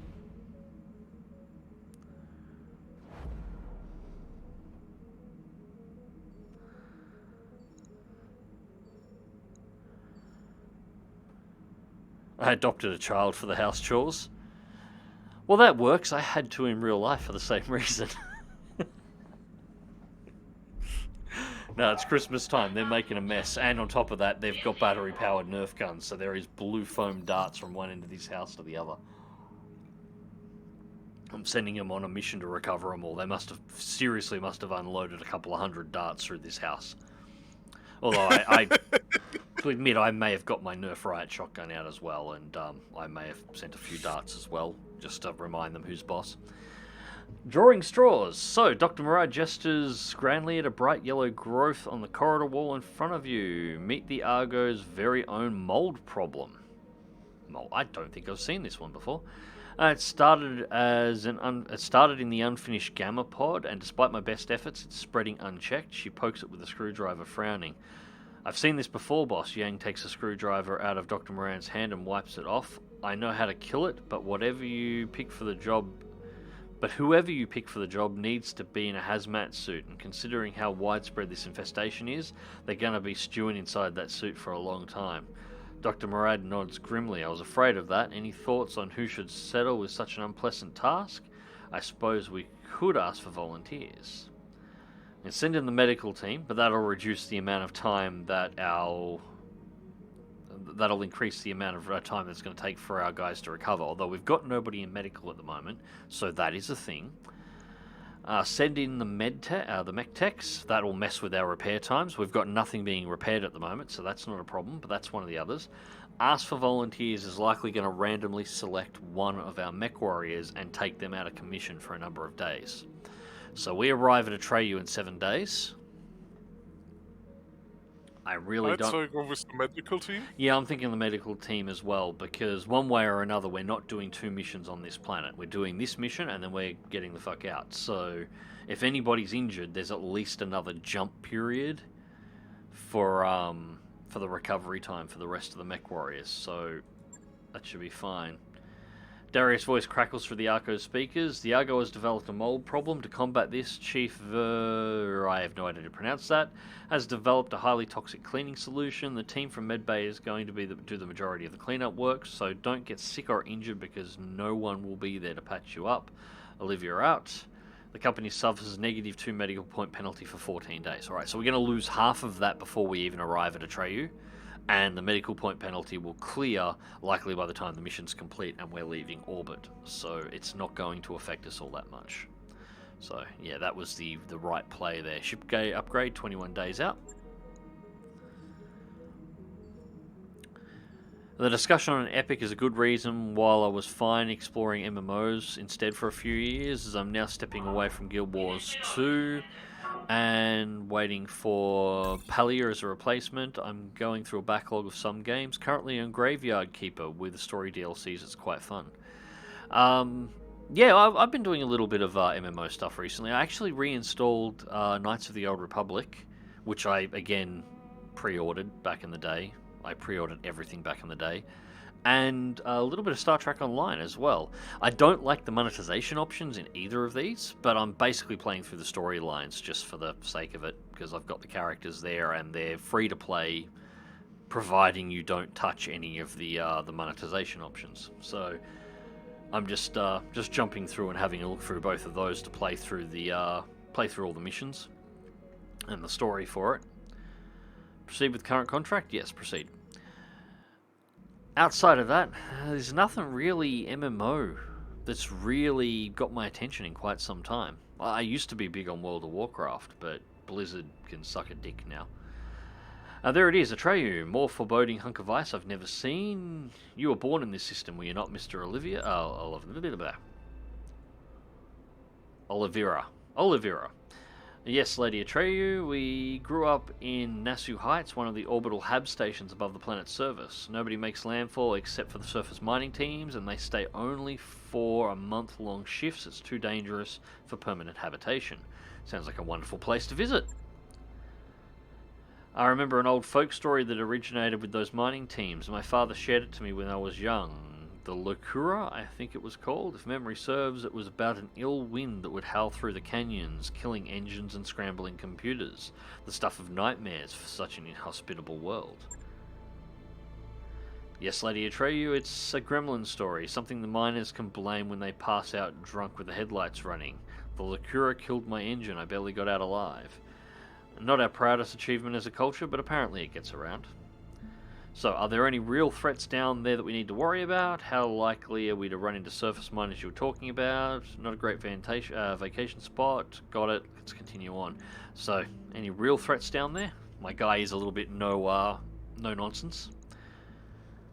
Not unless you get out of your battle mech. I wouldn't recommend that, by the way. Okay. So, not a great vacation spot. Got it. Let's continue on. House Corrosus has provided us with 5 supply ships to carry whatever we find on the surface. Captain Grigus of the ARS Delphinus? Seriously, who names these ships? Will serve as our point of contact for the fleet. After Dr. Murad's finished interfacing with the castle computer, she'll pop the doors and we'll run a threat assessment. Then, if everything looks clear, we'll have Samai set you down on the ground. Samai Maya, hey guys, hate to interrupt, but I've got a sensor blip on my screen. It's a drop ship. Can't make out what kind. She's heading for the planet's surface. Looks like a point of origin was Atrea's second moon. This is strange. Atrea's moons are uninhabited. Is it a directorate ship? Still too far out. At the current rate of speed, it'll be at least an hour before I can give you a positive ID. So, background option, Innisphere Mercenary. It could be anybody. I can tell you from experience that Successor State ships have a way of showing up where you least expect them. Can't wait for a threat assessment. They're going to do this. Now's the time. Nothing is ever easy. Why is it never easy? I'm going to go with the background, Innisphere Mercenary.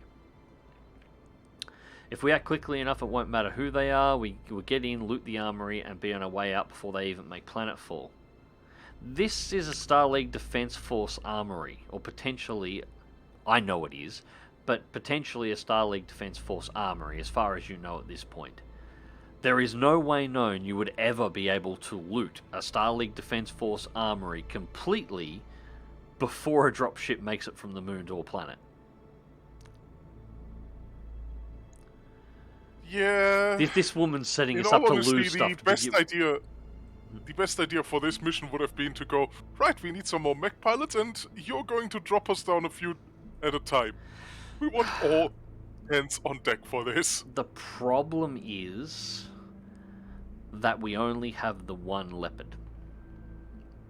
This ship's designed, the Argo's designed to have two Leopards docked to each side.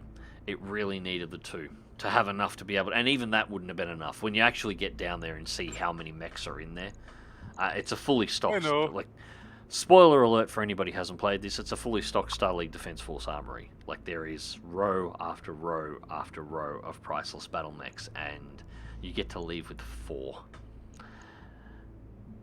Yeah, it's a sad one, let's put it that way. Alright, say, I'm afraid I'm with... say nothing. Let's go. I just want to go down there and raid stuff. This isn't just about the salvage, not to me. Well, it's only about the salvage to me, love. I'd like to take everything in that armory. Show up with bloody 6 lances of SLDF Atlases. Hello! I'm here to reach you about your mech's extended warranty. It's expired. Alright, so we're just going to jump through most of this. Guess I'll warm up the rumble seat. He's hoping you don't go 2 for 2. Good luck down there. We'll be keeping an eye on everything from up here. Alright, let's get this show on the road. Alright, so Mech 1 slot is taken because Camila, or whatever her name, the boss lady is coming down and she's bringing her Kintaro. So that's 1 out of play. Now, Also, we don't... bringing the Kintaro. The Kintaro isn't bad, but I know what's down there, so I would bring something more hefty. The main risk is when we're coming back. In fact, I don't think I'm going to risk the Mad Cat or the Warhammer's damage down here. I think we'll just stick with the Quick Draw and a pair of dragons. A bunch of locusts. No, the Quick Draw and a pair of dragons. Like, that should be more than sufficient. I mean, it's a snow planet as well, so the Quick Draw's heat problem goes away. Gun 9, Gun 8, Gun 7. Main thing is to get high gunnery, because we have some shooting to do. So 989 is good.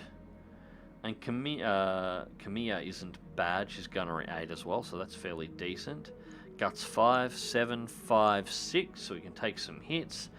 TAC 4 is lower than I would like, but fine on the rest of mine, and piloting skill on the rest of mine is alright. Her piloting skill is trash, she's only got 3.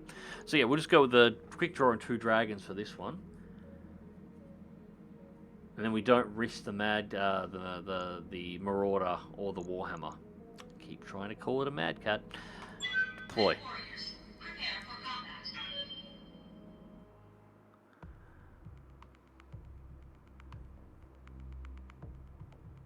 Just playing. Gotta say, man, having Nerf war with your kids sounds like some S tier father shit. I wholeheartedly approve. Yeah, we've been doing this for ages. Like, these aren't the only Nerf guns we've got. There's probably 30 Nerf guns inside of this house of varying sizes. It's just, actually, I can show you. Slowly progressing escalation of power? Well, yeah. I posted a link. Just give me a second, I'll post it in chat. So I posted this to Discord, so I can just quickly grab this. Hang on.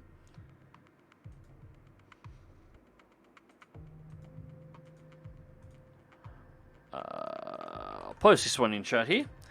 Alright, so if you jump through to that one, that's the new guns. They are it's a battery-powered, nearly 4-foot long minigun with a 50-round double drum magazine underneath it. And my son's got the large battery-powered Mega Blaster that fires the triple-sized red darts, and it can actually lob them really hard. And it's got a 10-round magazine, 10-round box magazine, and he's got a spare one for that one as well. And the wife's got the one that's based on an M60, which has a 25-round single drum magazine in the bottom of it. So she's up to that one, and I've got the Riot shotgun, which isn't battery-operated; it's pump action. But it's got a 40-round drum underneath it, integrated drum. So it's 40 darts, and you just pump, pull, pump, pull, pump, pull. And that one might have had its gas cylinder tweaked just slightly, so that I can accurately put a dart from one end of my house to the other and hit the wall at mid-height comfortably, so that I can use it as a 40-round drum sniper rifle to pop both my kids when they get out of line. And when we're not doing Nerf battles around here, it's lightsabers. I have the my pre-Disney collector's edition Darth Vader lightsaber that is actually got the reinforced plastic on it so that it can take a hit. And both my boys have some of the cheaper Disney lightsabers still floating around. So when it's not Nerf gun time, it's lightsaber battle time inside this house. Command interface initiated. And rapidly becoming karate practice as well. I'm going to wind up taking on karate next year. I can already see it. My oldest boy is doing karate already. He's he got it double graded at his last thing, so he's now a green belt, yellow stripe, I think. So I think that's right. I gotta learn all the belts.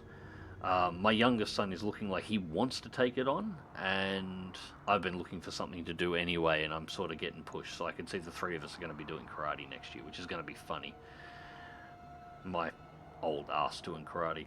Alright, good luck down there all. I'll be cruising in the upper atmosphere, monitoring your progress, just in case. Roger that, Miss Mayer. Dr. Murad, if you had any luck connecting with Castle Nautilus's computer. Already on top of it, Lady Arano. Handshake has been established, and I have command line access. Door control is being a little finicky, though. Work fast, Doc. Riding in the rumble seat is like sitting on a jackhammer in a sauna on the sun, and Lady Arano's piloting is aggressive. Why are you riding in the back of the Kintaro? Ride in the back of the Quick Draw. It's got more space. Because the plot demands it. Just playing, laughing my ass off. Holy shit, you've got enough Nerf power to actually fight Australian wildlife. Well, the thing is, we've got most of Australia's wildlife as pets at this point, so that's not actually... You can that's, just trade them and fire the Nerf guns. it's not so much of an issue. Chaser 617. Wow, that Gatling one is extremely hard to find in the States anymore. It's no longer in production. Yeah, they're very rare here as well. We were lucky to find it ourselves. We were actually going to try and get 2 of them, but we couldn't. So we got 1, and we got the Mega Blaster. The funny thing is, the Gatling is my youngest son's. My youngest son is 5, which means that gun, when you stand it on its back, is actually taller than he is. And he walks around with a strap around his neck holding the minigun firing, while my son has the Mega Blaster. It is... If I didn't want to dox my kid all over the internet, I would post Where's photos that of that. gun It going is with that funny kid? as hell. It is funny as hell. Takes him forever and a day to reload the mag, but it's worth it. Poor you, not to worry though. I think I found a workaround for the problem. Get walking towards the main doors, and I'll have it open by the time you get there. I'm sure. Understood, Doctor. We'll do whatever you have to do. Lady, run out. Okay. So. Location confirmed. Location confirmed. Coordinates received. Watch your little ones kick your ass in karate. Entirely Okay. possible. The Otherwise, standard I've approach still isn't got my... working. I'm inputting a valid ID, but for some reason the door I'll won't wait for this. budge. I think I found a workaround, though. It'll just be another moment.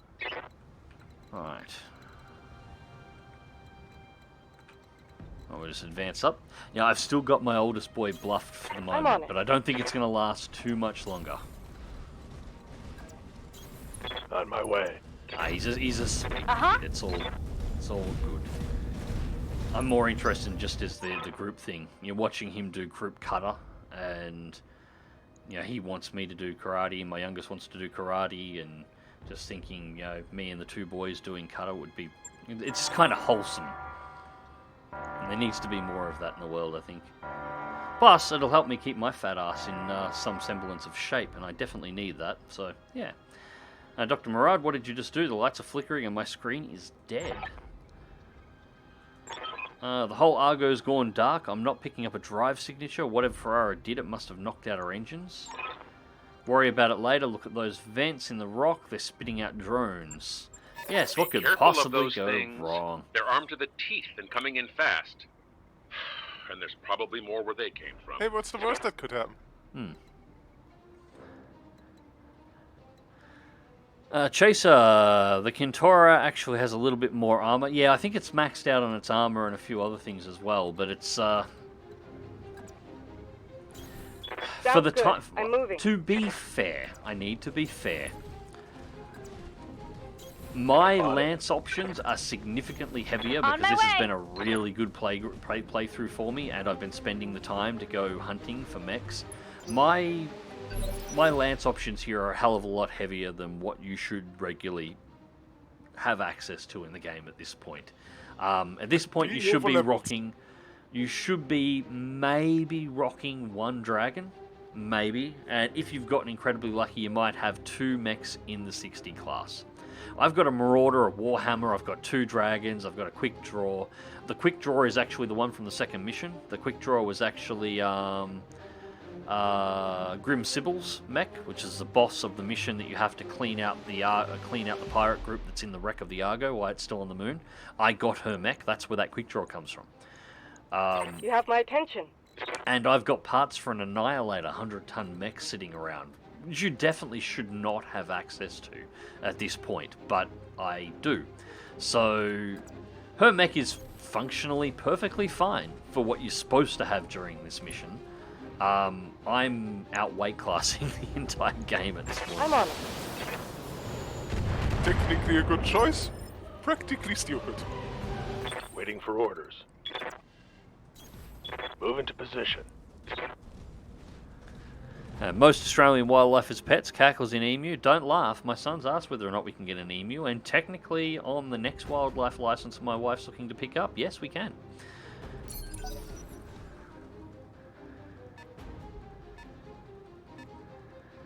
Hey Ginger, how you doing mate? Chaser 671 in bad Russian accent. It costs $20,000 to fire this weapon for 5 seconds. That should be the cost on all good weapons. Yeah. So this map. That was $200,000. Sungak. So this map. Yes, this map. And I've deliberately taken a lighter mech load than I should. Mainly because I don't want the Marauder or the Warhammer getting damaged. They're expensive to repair and I don't need them. I'm already above weight on what I should have, so... I might wind up regretting that yet, but we'll see. Oh, we got more coming in from the side.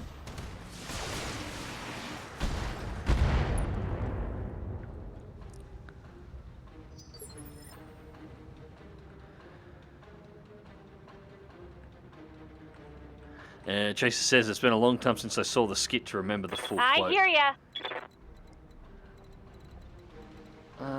Heavy that's weapons guy. You betcha. Right. I've yet to meet a man who can outsmart Bullet. Medium drone, low front armor, which is at 33 or 60 seconds. Yeah. See. I've got good gunners in though, so that was nicely grouped. All straight to the front armor. Knocked out a Well vehicle. done.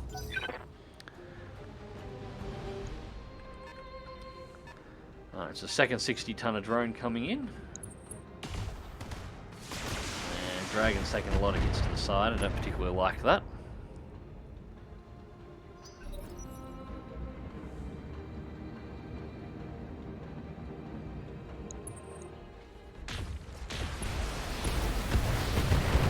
That one we got to deal with. That's double PPCs. They flagged my armor. Yeah, heavy drone. And that's likely going to be it. No, it's only a medium. Whoa! Okay, that's more of a problem. My mech is losing internal structure. I've got something.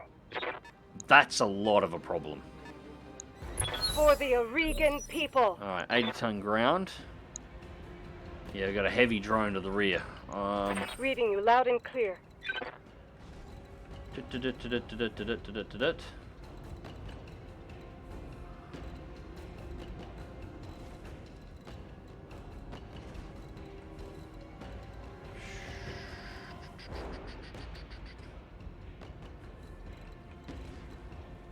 That breaks line of sight to 2. They can only lob missiles.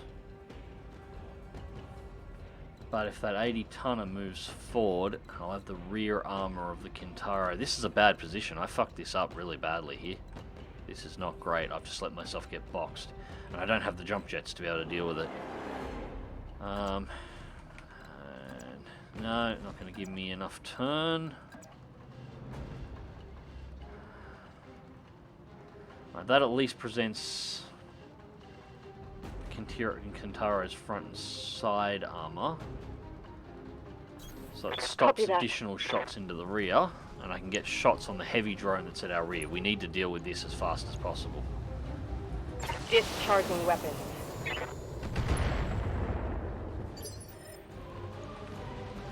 Yeah. Medusa.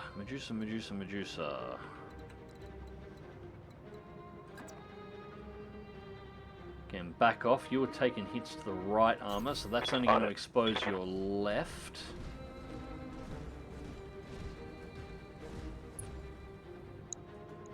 We only got the AC-5 running. We can get rid of the medium drone, hopefully.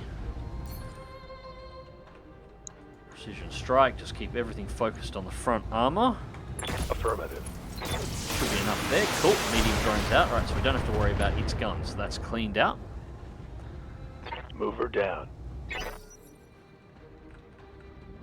Right.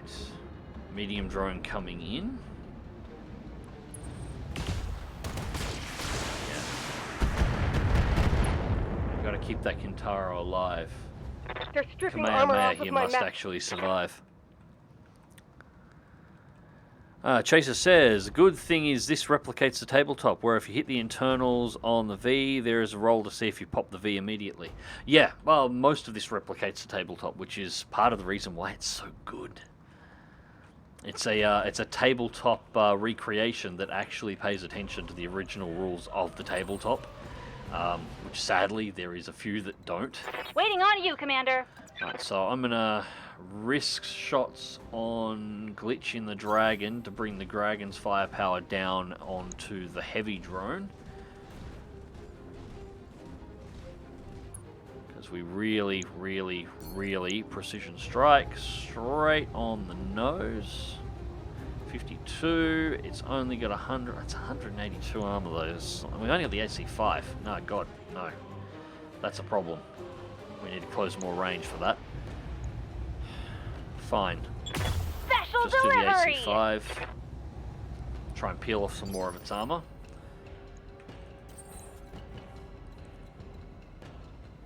We have no real cover here either. So quick draw over. Gonna have to keep the rear. Where's the best spot? There. There's the spot. That breaks line of sight to the heavy on the rear.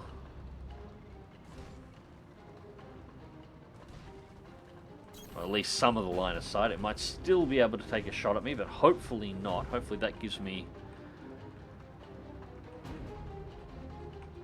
Technically it should still be able to see, but something's interrupting its line of sight there, otherwise I wouldn't get that interruption. Regardless, that gives me a block to the heavy drone here, but now I can alpha strike its medium drone, and it's presenting its side, so that should kill it, take it out of play. Cool, that's another set of guns removed. Follow me to victory. Enemy unit destroyed. Does Quick Draw have jump jets? Yes, it does. But I needed them to get a little bit closer before I can start utilizing that. Because yeah, I am going to jump in. I'm going to try and jump in on that one. Left leg destroyed in the Kintaro. Keep it together. And Kamehameha has gone and I'm taken an losing injury. blood.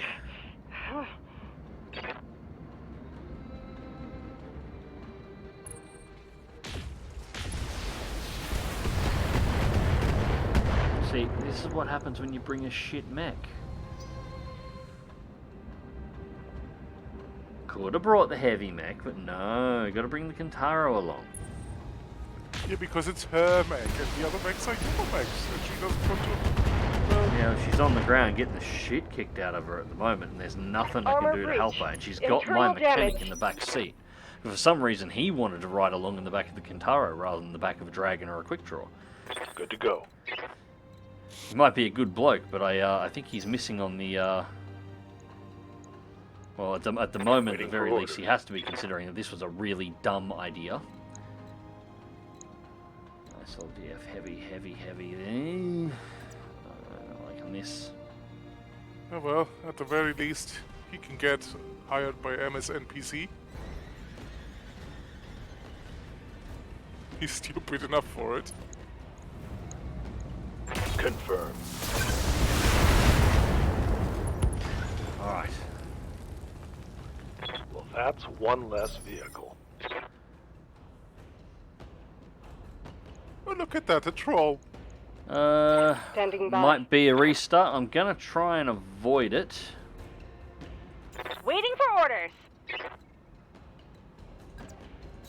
I'm just gonna have to baby the hell out of Kamina. This is my mistake. I screwed this up pretty badly here. I should not have... Firing everything I've got. Should not have let her get as exposed as I have. Smoked 'em. I let us get surrounded. That was my Yes, stupid I mistake. hear you. Stand. I'm up and ready for action. I don't care what you're ready for. Retreat. There's nowhere you can go because you don't have enough speed. Acknowledge. Retreat. I'm moving. My mech is limping. Forward armor on. Not that you've got a lot of it. And brace.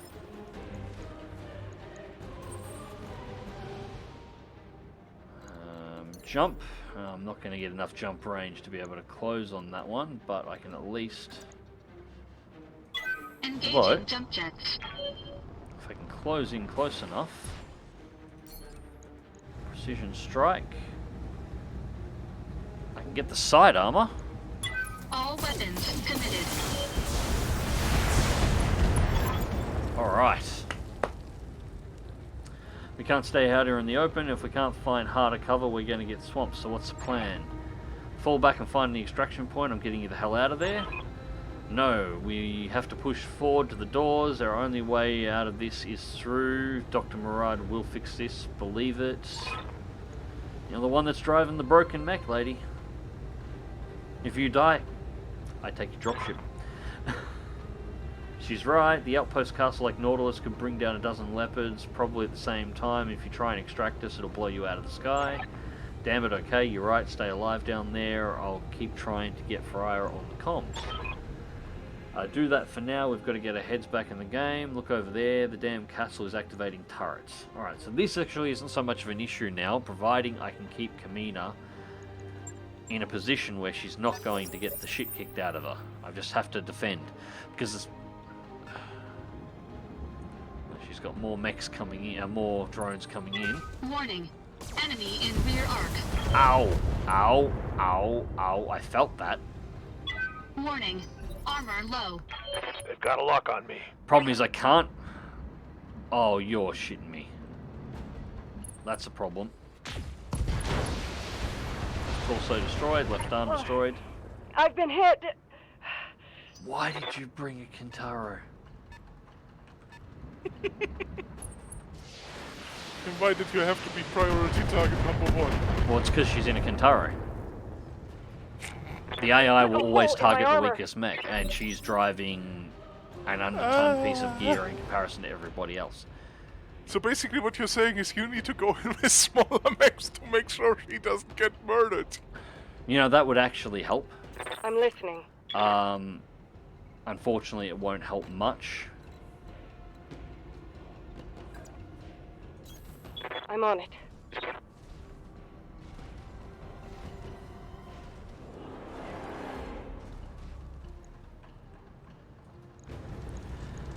I'll do what you Because ask. to bring out a force and complete this mission, I still need to bring mechs that are at the same weight level to hers, so there's still a chance that I would underton myself and still have a 1 in 4 chance of her winding up being the bitch for the mission. Because the AI, essentially what the AI does, it either targets the lightest mech that you've got, or if there is no lightest mech, say every single mech here was 50 tons, what it does is it runs its round and attacks whatever it attacks. The first mech to take critical damage would become the primary target and will be focus fired by every single other asset inside of the area until it's destroyed. In a kill zone like this one, that's how the AI functions. Which isn't a negative to the game. It can be a little annoying, but when you think about it versus a player, that is precisely what a player would do. If the mech is damaged, you would focus fire that mech first. That's the way Get it out of here. Yep, remove it from the table. It's precisely what a player would do. So you can't get too angry with it because, like, that is what you would do. It's programmed to do. Yeah, well, it's doing. It's playing the role of a smart AI, and like a smart AI should be difficult. So please don't miss. Idiot, I need you to hit targets, not miss them.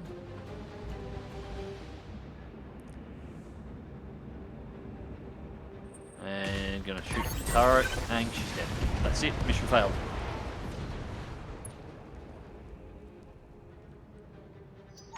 If this was a hardcore campaign, that would be game over. Dude, she got fucked. It's over. Mission failed. Restart. Oh, there you go, guys. First loss of the campaign. I just got completely shafted. So, if I'm going to complete this, what I'm going to have to do, I should have brought the heavier mechs. And I should leave Camino right in the rear next to the back door for the drone release. So she can basically stomp on whatever rolls out of that particular hangar and only bring the other 3 mechs forward into the kill zone, because you have to fight in the kill zone in this one. It's the only way to be able to address the drones, because the drones are, as I recall, the drones are unlimited. The longer you take, or the more if you stay in that round and you wipe out every drone, a whole new set of drones will be released, and there's not much you can do about it. You have to push into the turrets next, and that's it. Yeah, dead meat, I'm hard. Well, I'm glad I could make you happy. I look forward to the next time you fly Microsoft Flight Simulator and crash into a fucking tree. Or crash into the ocean. Or crash into something. Because you know you do it. Or the next time you drive your truck and you get a massive fine for running up the arse of a police car. Or crashing a pole or rolling. There's so many options. Or just in general fuck up.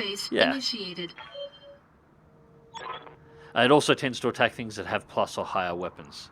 This is true, although that should technically be favouring the AI targeting my mechs over hers. She does have increased armour. I don't think she's got plus weapons. My mechs do. I think all three of them have at least one double plus weapon on them at this point for the modifications. Alright, so let's do this again. So what I'm going to have to do is keep Kamina back here. Bring the 3 up into the kill zone, retreat them back, kill the 2 here and the 1 here, then charge the whole lot around the corner as quickly as I can to push up on Castle Nautilus, pop the turrets, and then I've got to fight the defense on the rear because they're going to keep sending drones. Waiting for orders. So, Reading Kamina loud and clear. can go over that way. Don't need to tell me twice.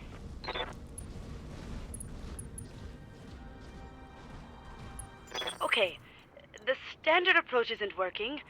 I'm inputting a valid ID, but for some reason the door won't budge.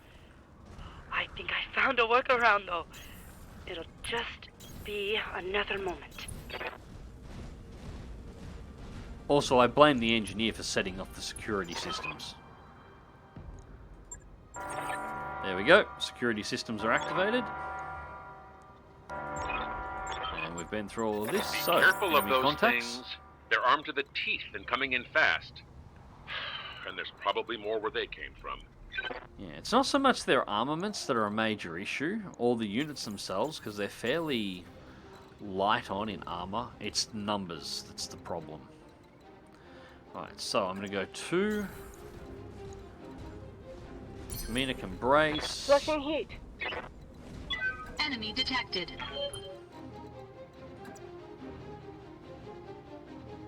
Try and keep the forward armor as On my way. presented on all 3 as I can. Kill the heavy drone first, take these 2, and then the whole lot need to push up this path.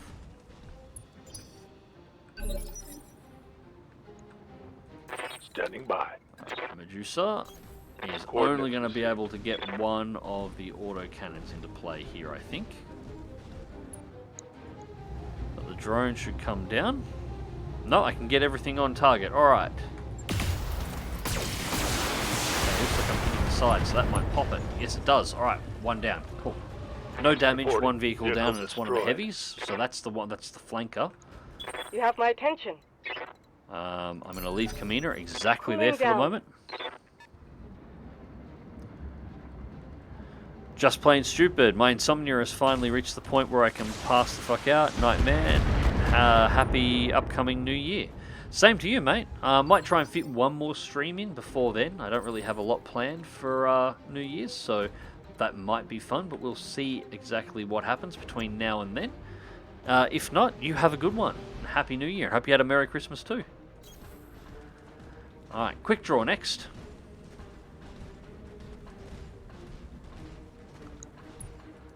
Alright, so Alpha the medium All drone, weapons and it looks like we got the committed. side. Helps if my guy actually aims. Vehicle destroyed. Looks like we only just managed to pop that one. Enemy unit destroyed.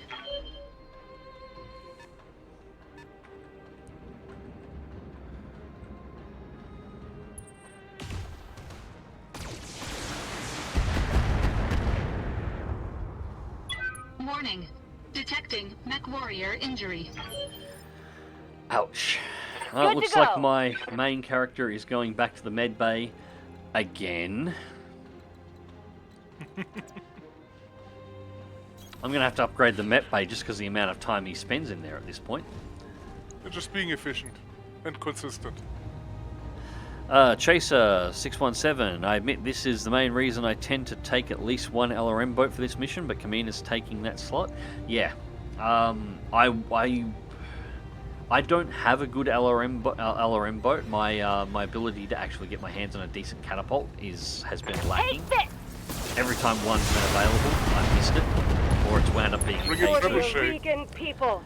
It's the poor man's catapult. Yeah, but it's poor man's in the literal sense. It really it does the job, kinda, but it's also kind of trash. And anytime you're dealing with a weight class higher than sort of heavy, like if you have to deal with anything assault, it's a problem. And these 80-ton heavy drones, these are assault Standing drones. by. These are assault vehicles. So like, yeah, but also no. All right, Alright. full speed. Dragon can make a sprint down so we can begin the push-up.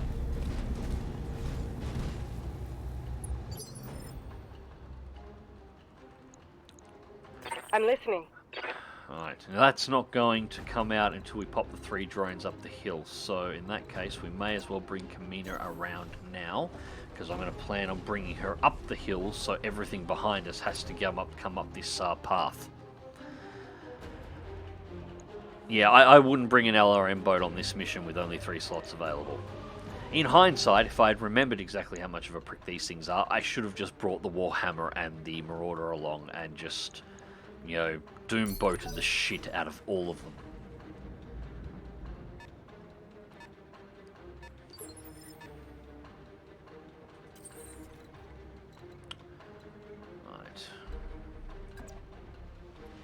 So we're going to get another turn to brace and cool off. Not that the temperature's a major issue here, because the drone's a little out of range.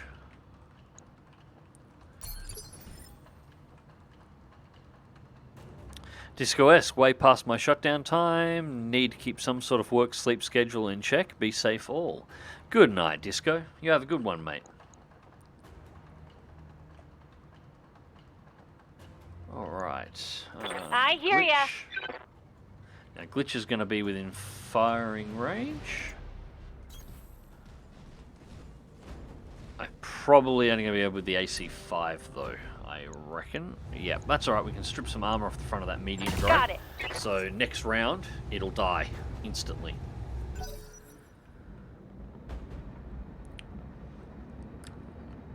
Heavy drone's going to get 1 round cycled on Glitch.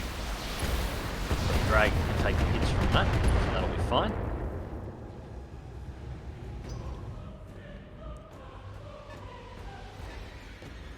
Lock the turrets and then lob missiles at the damn things.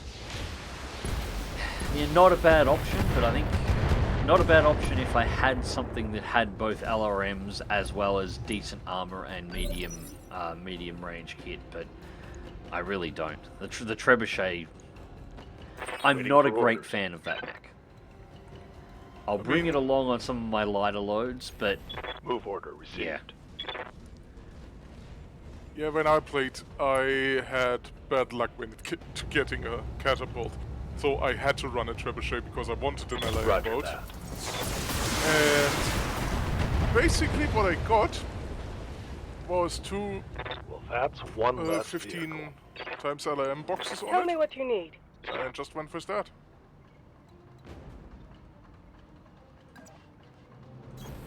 Acknowledged. I'm moving. Sin, what the fuck? Mags is live? Yeah, I've been live for nearly 2 hours, mate. Alright, so the Kintaro at least has an LRM5, not that it's too much use. Medium, heavy, we'll hit the medium, because it's there. Strip off some more armor, make sure it's dead in the next turn.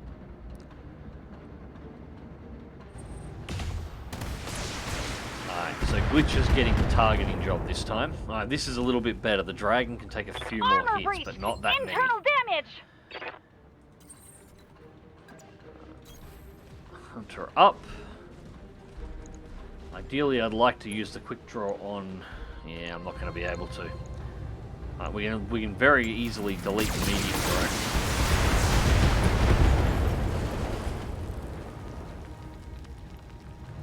Enemy unit destroyed. Now, this is where Good to go. stuff is going to start sucking, because The second we pop this drone, more are going to spawn in, and we haven't cleared anywhere near far enough up the list yet, but I can't afford to not kill it. Coordinates received. Because it's cycling on glitch and one of her torsos is exposed.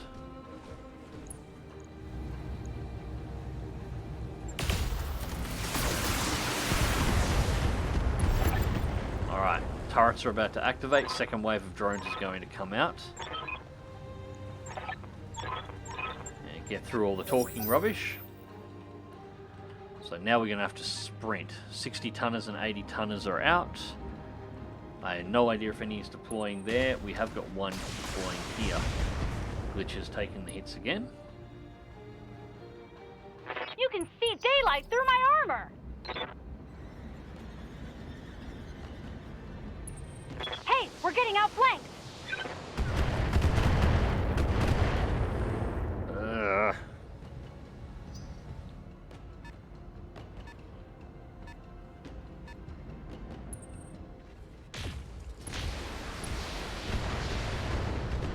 Again, this time targeting mech with most damage that's most exposed. Glitch is about to fall, take an injury. I'm bleeding, Commander. Alright. Yes, I hear you.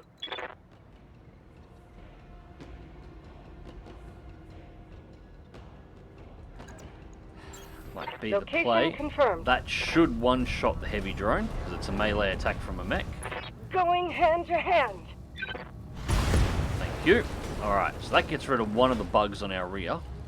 That Kintaro is going to have to sprint hard though now, because she's exposed. Yes, Commander.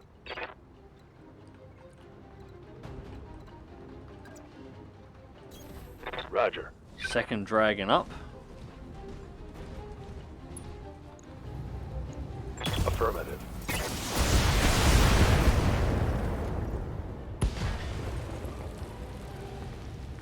Vehicle trashed.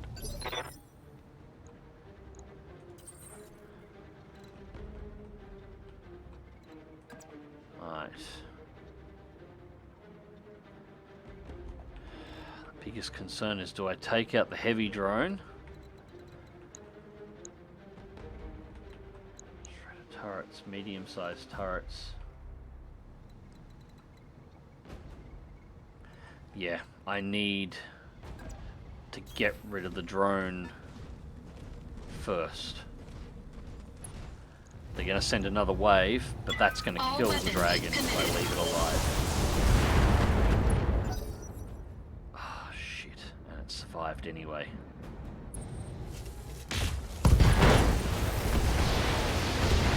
Flight destroyed, right arm destroyed, pilot injured, 2 injuries. I'm losing weapons, Commander. To glitch. My armor's getting ripped off.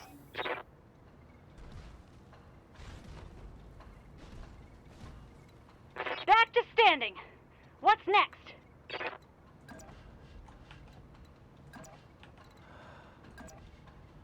What's she got less? She only lost the AC-5.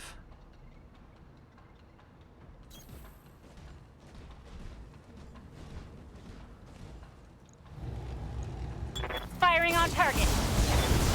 Alright, blow. Thank you. Alright. That's a vehicle kill. Standing by. Alright, sprint. Copy that. I need to get that Kintaro up. We've got to get all 4 up to here. Aye, aye. Medusa forward. Acknowledged. And start engaging the turrets. So what have we got? Both standard shredders. That one Locking first sounds like the idea. All weapons systems. One down. That one's gone. Hunter in next. I should be able to alpha down the second one, and then hopefully we can sprint the rest through without them being focused, and that'll get us into the next phase.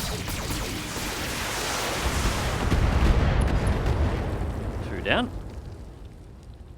Target destroyed.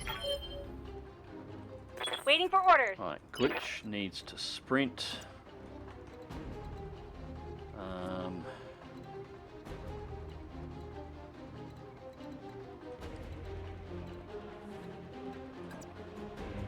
Don't really want to... That might be my best option at this Commander. point. That should keep her in cover from this turret and keep her out of range of this one until I can get these two further forward. Waiting for another Reading loud and another clear. round of drones to spawn, but there doesn't appear to have been one yet. I'm on it. I'm sure there was another round of drones that comes in.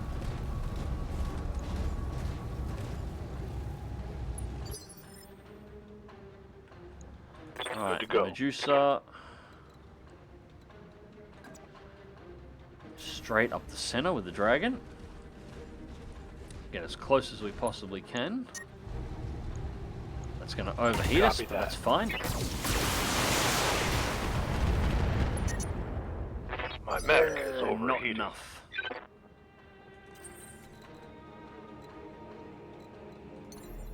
And I can't get... I can't get Hunter in far enough to be able to engage any of them. Can't jump in. I can sprint in and take the evasion bonus. And that'll definitely give me...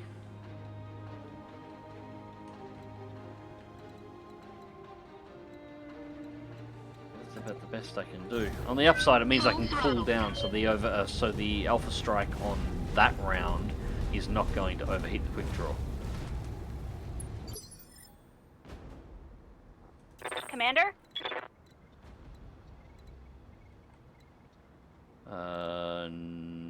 No. Brace glitch with that much damage. Affirmative. I needed to survive for the next round. That's a lot of meads. Losing lots of armor.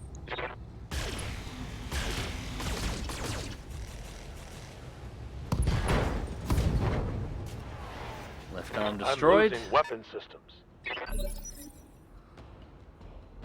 What do you need? Alright, we only lost a medium laser, so that's again not a major issue. I can deal with that. Copy that. It's a good thing about the dragon, its weapons load is fairly spread out. It's going to push us overheat for another round. It's risky. I don't like this. But that heavy laser turret needs to go. Right. Please don't blow up the mech. Target destroyed. Structure This damage, heat hit is cooking critical. my Yeah. internal structure. Next round, dragon needs to be Tell me cycled what out. you need. Right. Affirmative. Kamina forward in the Kintaro. And all she can hit is with an LRM-5. Yay! 5 missiles. Suppose it scratches the paint.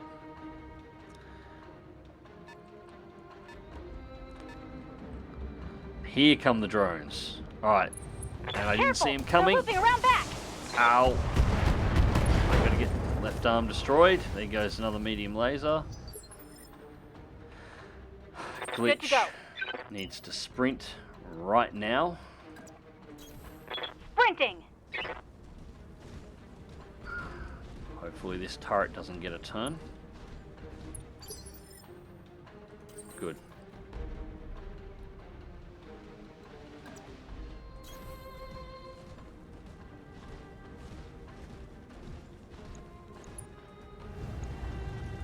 All weapons committed. Oh, not enough. CP destroyed, Glitch is dead. Fuck.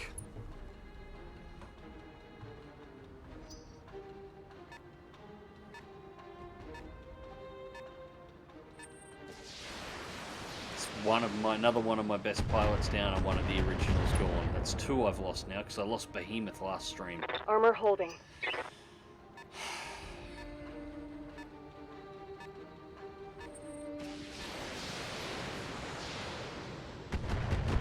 Oh no, I'm not playing on ultra hardcore mode with all the Damage, minimal. difficulty level sliders set to maximum, but I'm setting it above normal difficulty. Her chances of surviving are like 1%.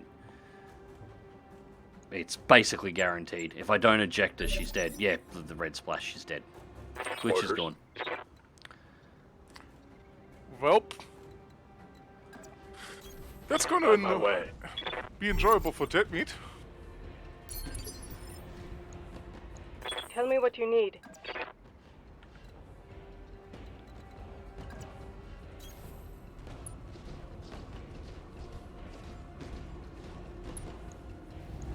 For the arena. Alright, Darius, thank the gods. Tell me what's going on up there. Dr. Murad must have poked her nose into something she shouldn't have. Everything's going haywire up here. Doc's putting out fires as we speak. Exo, listen to me. You tell Dr. Murad that if she doesn't get these doors open right now, Lady Urano is dead. We all are. I'm well aware of that, Yang. Working on it now. Just hold a minute longer. I'm working on it. We've lost contact again. Keep yourselves alive. I'll call out new contacts as I see them.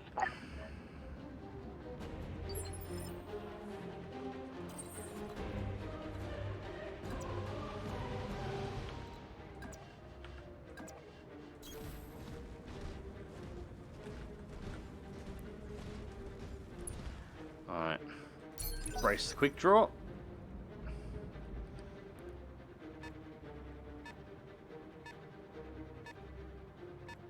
Heads up! You got more of those little bastards coming in from the vents in the rock. No shit, genius.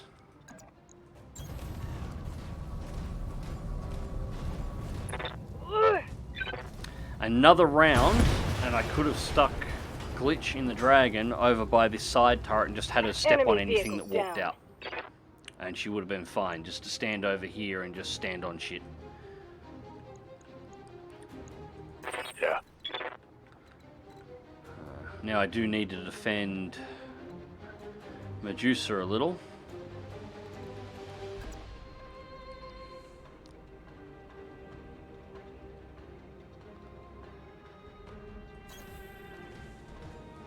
We've got the side near here. And brace, just to drop heat again.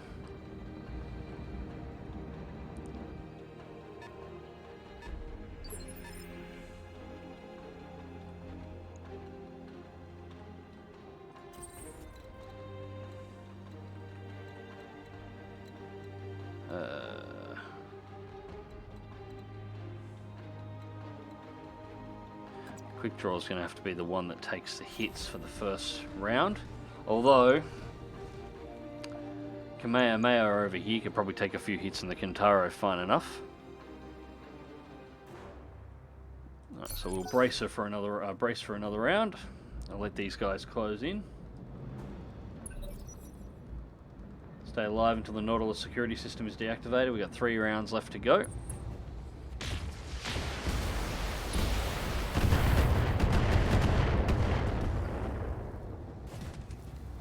Damage minimal.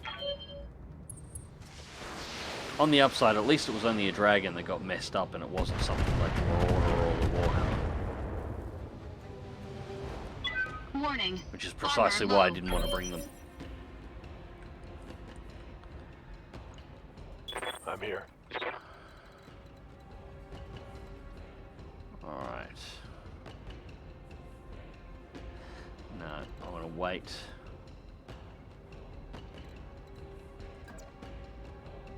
Cross over Position here confirmed. and wait another round before I bring the dragon out. Because it's got some fairly soft armor points on it at the moment as well. And I don't want to just fire the AC-5. I'm listening. Alright, come on, Kamina. You have to find some use. I'm on it.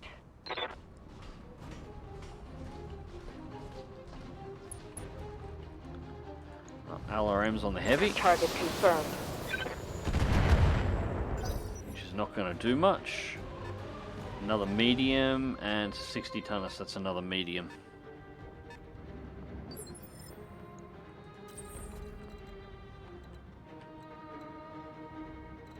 Alright. Heavy drone is the biggest threat. take the evasion bonus for moving the quick draw. The medium one we can basically eradicate. Although we might be able to straight take the heavy through the front armor.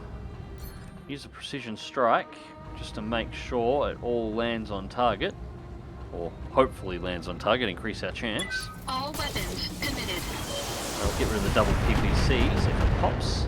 Please, and it doesn't pop. Of course it doesn't. Should have taken the medium.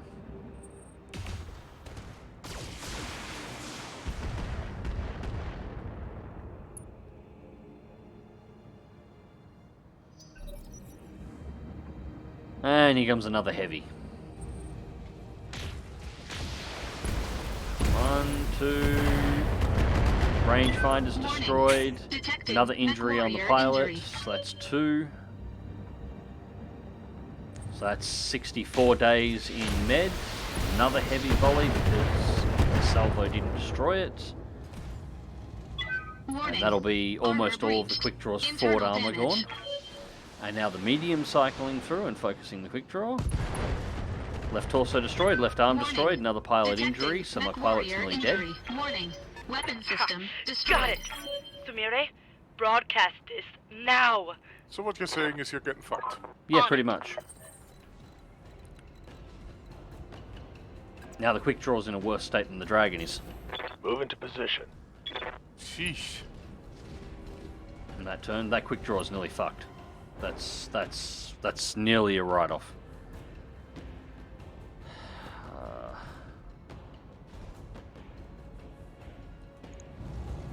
That's not good. Taking the shot. The good thing is I don't have to drive him in the next part, but I've got crippled pilots now. I've lost one dead Vehicle pilot, and down. I've got crippled pilots. Reading you loud and clear. It's just, yeah. Sounds good. I'm moving.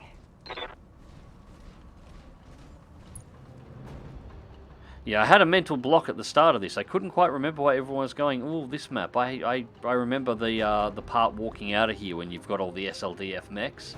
I completely forgot about the part, how much of a cunt going in on this mission is. Administering justice.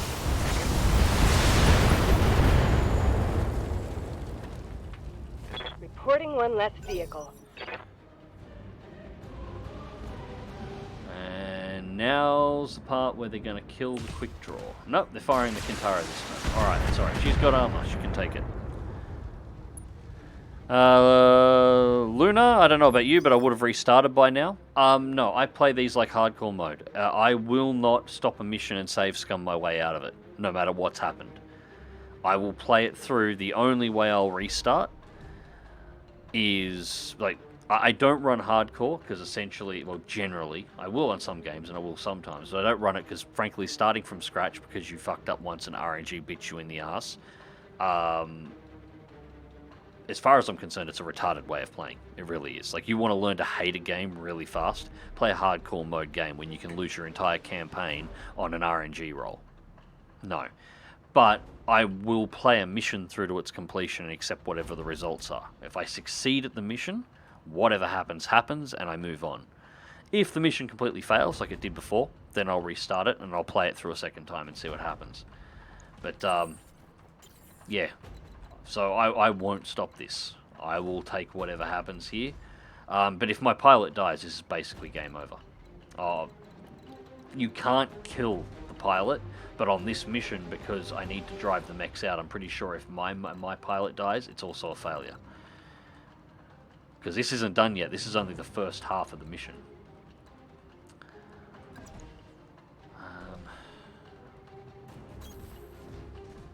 And yeah, the quick draw is about to get decapitated.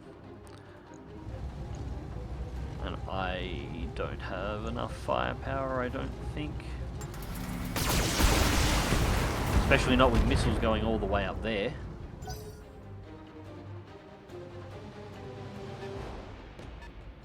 Another 60-tonner.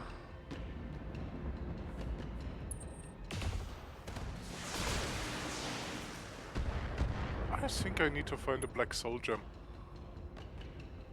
Racist. Okay, that one hurt.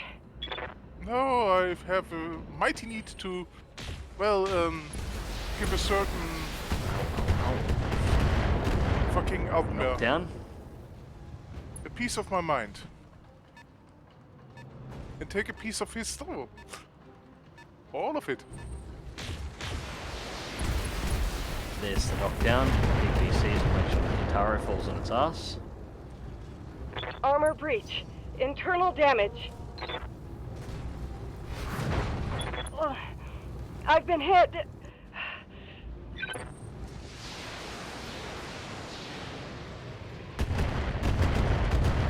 Pulled shot on the right torso, trying to kill everybody inside the mech. I'm taking structural damage. 80 ton coming around. And it does have LRMs, called shot on the Kintaro. Why it's down. They put a hole in my armor.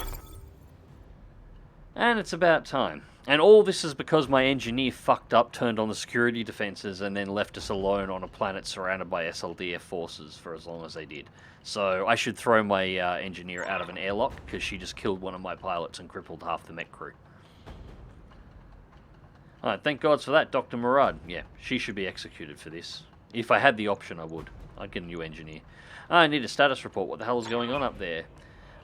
Used our code breaker to access a sealed portion of the Nautilus's memory core. When I got in, I grabbed every encrypted file I could to get the door codes, but also found something else. What the hell did you let loose on my ship, Doctor? Hey, my ship, bitch. I don't know. Something they were researching there. Malicious code of some kind. I think it inadvertently let it out of quarantine. Yeah, and you tripped the alarm while you were at it. Look, for the good news, I've got it all contained, 90% certain. 90% is nowhere near good enough. It caused a lot of damage up here. Communications are patchy. Main drive system is offline. We're floating dead in space. Lots of superficial damage too. Yeah, we've just finished repairing millions of C-bills to repair this ship. You've gone and broken it on me, got my pilot killed, gotten me injured, destroyed half a dozen of our mechs. You've now got malicious code running around the inside of the systems, and we've got a hostile dropship coming in and our main drive is offline. Well done. Anyways, working on it. Could be use more hands on deck. Anyone who can follow basic instructions will do. That would make them more valuable than you at this point in time. Argo is an enormous ship, and the code made an absolute mess of her. Understood, Samara. I'll need you to fetch our people, everyone but me and Yang, get them back to the Argo and do whatever Murad tells you. Roger that, Lady Arano. Be there in a moment. I'll tell the Lance to prepare for extraction. Lady Arano, what are we doing? Do what we came here for. We're going inside. Didn't bring us all this way to leave empty-handed. Captain Grigus, your ship and crew ready? Aye, Lady Arano. The Delphinus is fully loaded and ready to drop. Good, meet us at the northern entrance and hurry. We don't have much time before our unwelcome guests arrive. Affirmative. Recovery team inbound. House Corrosis is proud to serve the restoration, my lady. Thank you, Captain. Ready yourself, Yang. I'm taking us inside. Mission successful. Alright, so there we go. Only cost me a pilot. Make your way to the entrance point. Success. Gain, 2.215 million, which is not really worth it. Yeah. Glitch killed in action. Goodbye. And I've got a dragon that is rooted. Quick draw that's rooted as well. We lost a double plus rangefinder. Medium lasers, SRM6s. So much damage. And the salvage isn't going to be worth jack because it was all drones. And no, I got a couple of double plus meads, I guess. So it's a couple of double plus PPC. Actually, we'll take the double plus PPCs.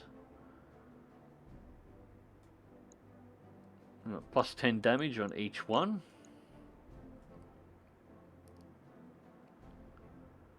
Otherwise, just mainly crap salvage at this stage. Alright, so we've got the two AC5s, 3 LRM-10s, both the double plus mead lasers and the double plus PPCs, and some ammo. Well, at least we got all the upgraded weapons, so that's something. Yeah, we're losing a mech pilot each round. Although I suppose it's still buddy. hell am I getting over here? Malware bites, piss off. I've only got one left now. And it's Decker, who normally dies at the first mission. Right, so this is the inside of the SLDF factory. Those are SLDF atlases. Many SLDF atlases. And the game If doesn't you could give me bring one. just 10 out of them out, you'd be a made man. I can't work out why we bring out 4 different mechs. It should have been 4 atlases walk out of that hangar. Anything else was the wrong choice. Of the Concord Navy. You are surrounded by a battalion of the Taurian Concordate's most decorated mech warriors. On behalf of our allies in the Oregon Directorate, I demand your immediate and unconditional surrender. But I know you won't stand down, Lady Arano. You're the Sword of Restoration. You have a reputation to uphold. Absolutely right, Fabulous. 4 atlases. I wouldn't have it any other way. The Steiner Scout Lance, my favourite type of lance. Painting the ice red with your blood. The difference between my Steiner Scout Lance before the clan invasion and after the clan invasion is after I've got clan weapons loaded all through mine. That's it. It's still 4 atlases. And that's my goal with this one. In any of my Battletech playthroughs, when I've gotten up to the final mission, I've never managed to recover 4 atlases. And I want to recover 4 atlases in this one. I want to send in a Steiner Scout Lance on the final mission. Alright, so I need a status report. What's your condition up there? The Argo's main drive is still offline. Yeah, because you're terrible at your job and you managed to get people killed. Working on it in engineering. I think I've got the malicious code isolated. You said that before. But it's already done a lot of damage. What's your status, Lady Arano? We're on the move. Taurian Marines have taken the outpost castle. Most of our salvage team is dead. Yang sealed the mech bay doors, but they won't hold for long. There are only 5 of us left alive. Me, Yang, and the 3 mech warriors from the Delphus. We're on our way to the surface in a few mechs that Yang managed to get running. Heads up, Lady Arano. When you reach the surface, you're going to have company. I'm picking up Taurian Recon Lance, standing just outside the main doors. Acknowledge, Miss Mayer, the Recon Lance doesn't worry me. When they see what we're piloting, they'll wish they'd stayed home. I'm glad that you and Yang are still alive. Is he holding up okay? Good job getting those mechs running, Yang. Drinks are on me when you get home. Those Recon mechs are just the first wave. We're in trouble, people. Nah, drinks are on me when you get home. I'll take you up on that, boss. I'm gonna need it. Believe it or not, I've had better days. You were riding in a Kintara. I can believe it. Hey, is anybody tell me why the Taurians are fighting for Espinosa and what this Ostergaard guy has against us specifically? Because that's some A-grade bullshit right here. They were waiting for us in this system. Somebody must have told them we were coming. The Directorate must have found out about the Nautilus somehow and offered it to them. Beats the hell out of me, Yang. We'll figure it out as we go. So they were waiting for us. That's a smart one. But who though? Espinosa? He shouldn't know anything about our movements or the outpost castle. Aside from us and Corrosus, nobody should. How the hell did they find out about us here? Corrosus, of course. It's not difficult to work this one out. It should be clear. Best guess, we've got ourselves a mole, and the smart money is on Otto Corrosus. Remember what Lord Corrosus told us? His son returned from Weldry a different person. The Directorate played with his mind and broke him somehow. Hey, we have a smart cookie. You think they brainwashed him? It's plausible. I'll send a warning to Smithton as soon as I'm able, but right now the only things that matter are fixing this ship and getting Kamina away from the Taurian border. The Restoration dies if she's captured. He's right, we need to focus on the job at hand. Hate to be the bearer of bad news, but the Argo's docking clamps are locked tight. Damn things won't budge. Until Farah fixes whatever that thing did to our ship, the Leopard is out of commission. Great. I'm working on it. If we can get the doors to engineering opening, we can manually release the clamps. Let us know if we can do anything to help. Clear the line, Doc. Focus on your work, not ours. You better, Doc. Your little fishing expedition at Nautilus memory core may have well cost us the ship. That one. I know, Commander, I know, and yes, this is on me. I am painfully aware from that fact. Lady Arano, just need to keep yourselves alive. Give me some time and I'll fix this, I promise. Roger that, Pharaoh. We'll hold out for as long as we can. The elevator is accelerating. We're almost to the surface. Any second now the doors are going to open. We'll need someplace to go. Darius, what are our options? Best bet, the Delphinus. Lord Corrosis' other support ships have either fled or been destroyed, but the Delphinus is still on the planet's surface. She's within sprinting distance of castle gates. She's currently powered down. I don't think the Taurians have detected her yet. If you can make it out of here, Captain Grigus and his crew should be able to extract you. That's the plan then. Dr. Murad will have until we get there to fix the Argo. Any longer and we're all dead. Hunter, I need you to stay on comms and guide us through this. So I play Mech Commander in this mission. Which is good, because I've been double tapped a couple of times to the head. Just so long as you do what I say, no ego, no second guessing, just do it. That's what you're paying me for? Well, that's the mercenary option, so we'll take that one. The elevator just came to a stop. Lights in here are flashing. Any second the doors are going to open. Mech warriors, ready yourselves for action. I have no idea. I can't remember what the quality of these mech warriors are. Now, if we don't get them off the damn planet, we're going to lose our chief mech tech and our most important client. It can't be allowed to happen. You've got this. Guide our people home. Fine. Start the damn mission. Send if at first you don't succeed, bring more firepower. Absolutely correct. Actually, I prefer the quote from one of the cards in the actual Mech Warrior trading card game. If brute force isn't solving your problems, you're just not using enough. That's the correct one. The Devil Risen. In Soviet Russia, you do not pilot Atlas. Atlas pilots you. I don't know why I'm awake again. Don't mind me. It's alright, Devil.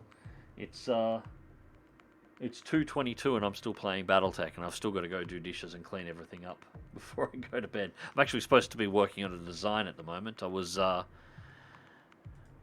working on a series of P40 designs to release, because I'm finally getting the last of the stuff that I needed done, so I can get the online store launching. So I have some P40 stuff that'll be coming very soon. A couple of different designs that will all be bundled together, hopefully. Lady Kamina Arana of the Rhino Restoration, on behalf of the Taurian Concordant, I hereby command you to... Oh shit, they're piloting SLDF battle mechs. Yes, we're coming out of a SLDF castle. Of course we are. We need reinforcements now. Mech warriors, our way home is on the other side of these Taurians. Push through them and fight for the reach. Just Alright, a heads so... up. When we get to a safe distance, I'm going to set off a little surprise I left behind for our Taurian friends. Alright. Surprise? You'll see. These poor bastards have no Trust idea what's me. coming to them. You're going to love it. So, first things first, Kamina here made a mistake. She took an Atlas. She didn't take 4 Atlases. But there are some nice options here. If we're ever allowed to have a shot, we just got to wait. So we've got the Atlas, we've got a Highlander, we've got a Black Knight, 6B variant as well, which I've actually got parts for. I've got one part of a 6B sitting inside my hangar at the moment. I just need 2 more. And we've got the Griffin. The Griffin was the bad choice. Got a sensor tray. The SLDF version of the Griffin is significantly better than the standard one. It's got double missile pods. It's a much better mech. But it was still the shit choice. That should have been another Atlas. The Highlander and the Black Knight you can kind of forgive her for a little bit. They're pretty cool, and when you complete this mission, we get to keep the Highlander. But, yeah. There were Atlases there! Lots of Atlases! There were Atlases there. Lots of Atlases, exactly. That's about the sum of it. Alright, so, Your choices are invalid. There were Atlases there! Griffin wide. And the pilots are shit, because we're at... well, close. And we've only got a 50% chance to hit on SRM6s at close range. Firing all weapons. At the very least, the weapons are overpowered on these things. Yeah, huge mistake.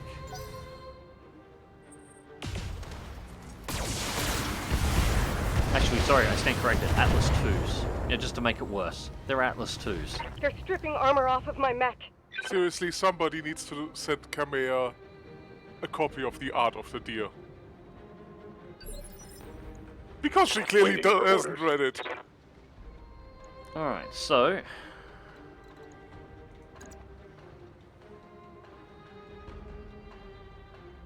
Black Knight should... actually, no, let's just... No, let's not worry about that just yet. Black Knight should be able to melee Jenna to pieces without a problem. Without having to worry about overheating. Attack. I'm disappointed that you failed. Really badly, actually. Negative damage. Repeat. Negative damage.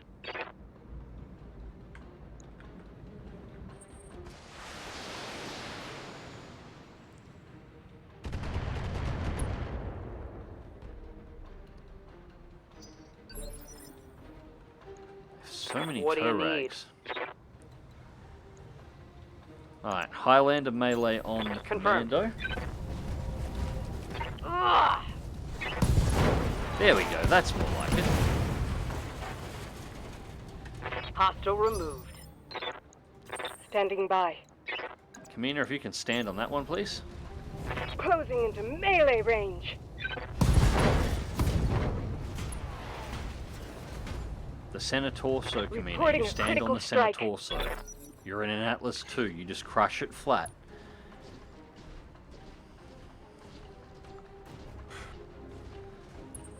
Enemy flanking.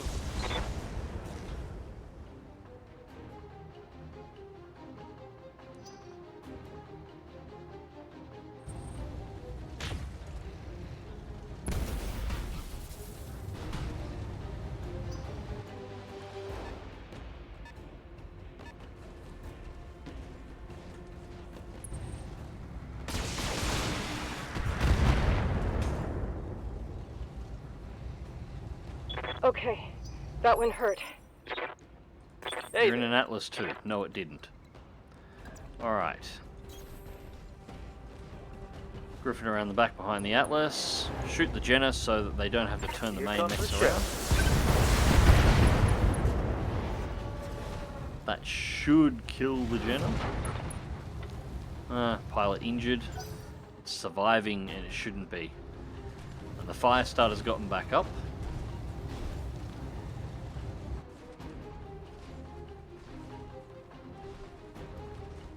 This is actually really disappointing. The Highlander's the only one that's done what these mechs should have done. These should have been one-hit destruction for all three of these mechs in melee. There shouldn't be any of this, Reporting oh, minimal 2 rounds, damage. we need to shoot them. That's not what these should be doing. We're getting some really bad rolls here. Basically, the Atlas should have taken 2 of them at the cockpits and just gone crunch. Yeah, well, the Barely Atlas, scratched my that armor. should have been a guaranteed kill on a Firestarter. I mean, it's a 100-ton assault mech, and it's the SLDF version. That should have just been an instant kill. We're getting terrible dice rolls for Yes, this to happen. Commander. Alright, so, let's get Copy that. Black Knight here. We'll pop the Jenna down. No, we won't. We can't hit the Jenna. The fuck is going on? We cannot hit the Jenna. Alright. Oh, freaking waste of a Black Knight then. This is weird.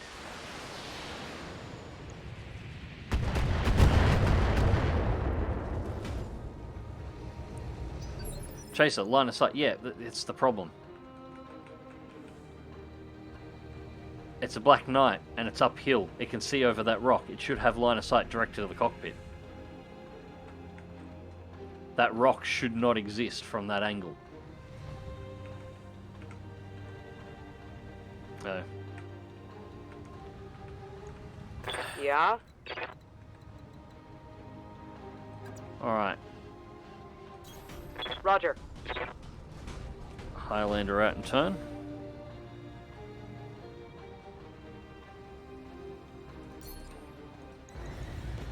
Center torso. Kill it. Copy that.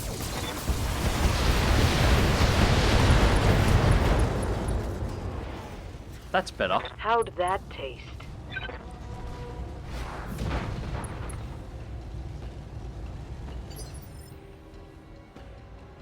I'm listening.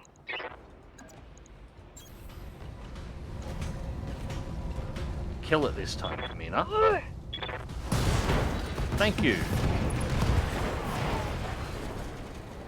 Target eliminated.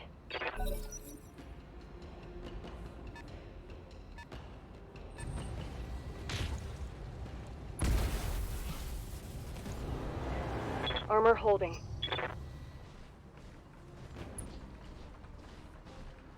Alright, so the RNG is improving a little bit here. And the enemy mechs are starting to hide, which means they actually seem to be getting smarter.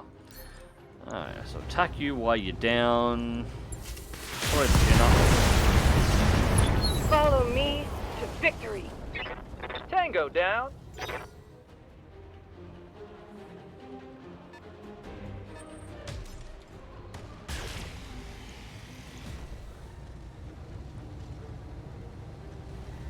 Now, Chaser, that rock is just friggin' big enough. I've done the same move before and gotten screwed. Yeah. Receiving you. There's some odd line of sight stuff in this. Oh, well. It is what it is. It is what it is. Alright, so at the very least, I'll spin the Black Knight sideways here. Delete the Shadowhawk while it's on the ground. Firing on target.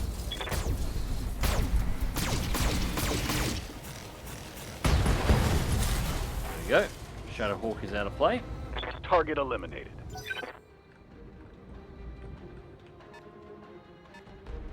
And here come the vehicles. Yep. Highlander down and into position, out. so you've got the Gauss rifle. What skills do you have? Do you have sniper shot? You do have breaching shot. Oh, wow, now. LRM-20's off. Gauss rifle, breaching shot. Let's go for a precision shot. Center torso. Don't miss. Okay, that was less dramatic than I was hoping for there. Deadmeat says, Stompy with Bog tomorrow. Yeah, I'd be up for that. You have my attention. I'll have a Cold Waters up tomorrow, and it looks like it is going to be the second last Cold Waters video that goes up for this campaign. Because upon completing it, I got the final mission to go after the cruise missile submarine. So this campaign is about to come to a close. There's only 2 more left, which is good. I wanted to get it finished before January. So that's one of my targets. Alright. Yeah, Atlas doesn't have a gauze. It's got the AC-20. But I don't mind this loadout. This is a good all-rounder.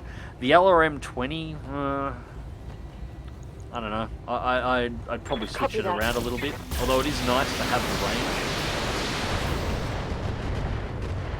But I might mind the AC-20 variants. People.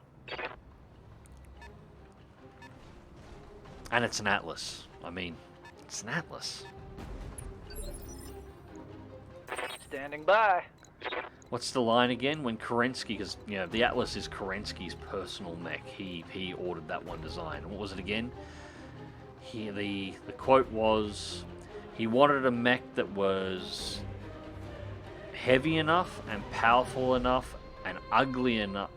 Yeah, heavy enough, powerful enough, well armed enough, and ugly and so ugly that fear itself would become his ally, or something like that. I can't remember the exact quote, but it is pretty much the definition of the Atlas. Just horror.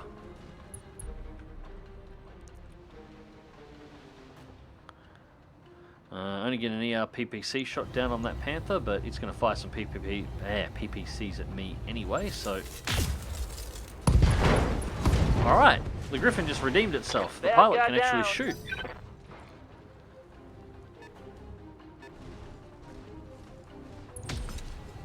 Enforcer.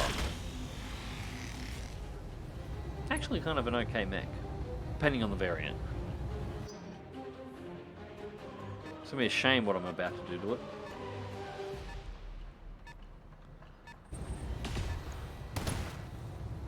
Yeah, the problem I found with Battletech is that getting I your just hands took a on heavy hit. gauzes are a little bit, they're a little few and far between. So I tend to be really picky about what I actually put them on. Acknowledged.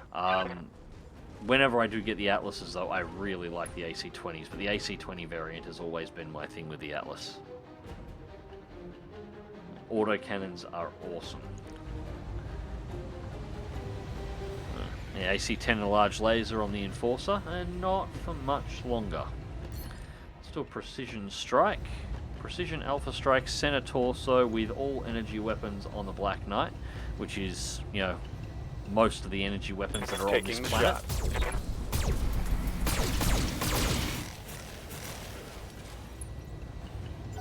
And it took that a lot better than I was expecting it to. A lot better than I was expecting it to. Striker. I'm gonna need a medic. That's right, I don't mind about your head injury, it's not a major concern. You're not one of my pilots. What do you need? On it. Always good to have someone who really cares about you.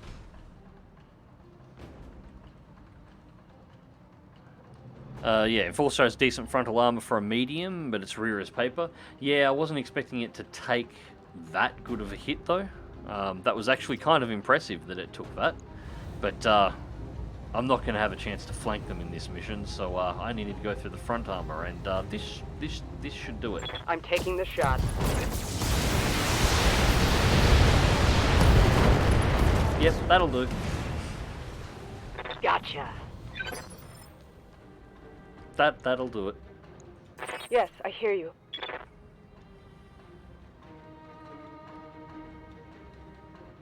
That one there, I don't have line of sight issues. I'll make it happen. So we'll take the Scorpion first, because it's further down. Affirmative. Triple the AC-20, the rest of it's just making sure there are no survivors. Enemy vehicle down.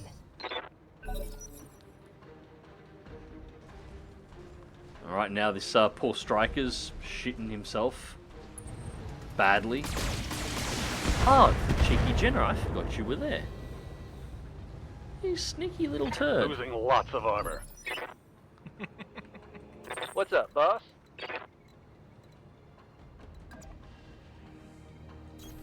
Position confirmed.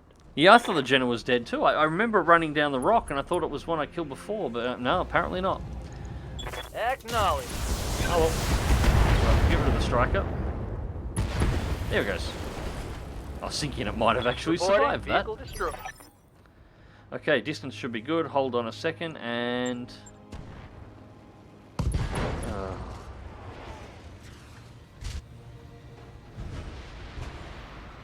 blowing up. You know, it had to be done because they couldn't secure it, and you don't want the enemy getting access to all those mechs, but blowing up all those Atlases. Yang was that. A Griffin instead. Yeah, and rescuing a Griffin instead. Castle Nautilus, yeah, when I saw that the Taurians were going to take it away from us, I planted a couple of demo charges in the armory right next to the ammunition dump. That rumble you just felt was about 1,000 tons of high explosive cooking off at once. You destroyed it, an SLDF castle full of priceless technology, gone. Well, I wasn't about to let the Taurians have it. They're shooting at us, remember?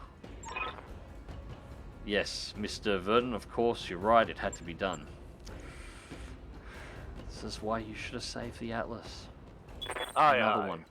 Or at least another Enforcer.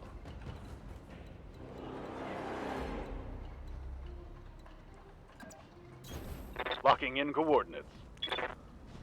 Those small vehicles are frustrating. They hit like hell sometimes, and yet killing them feels like overkill every single time.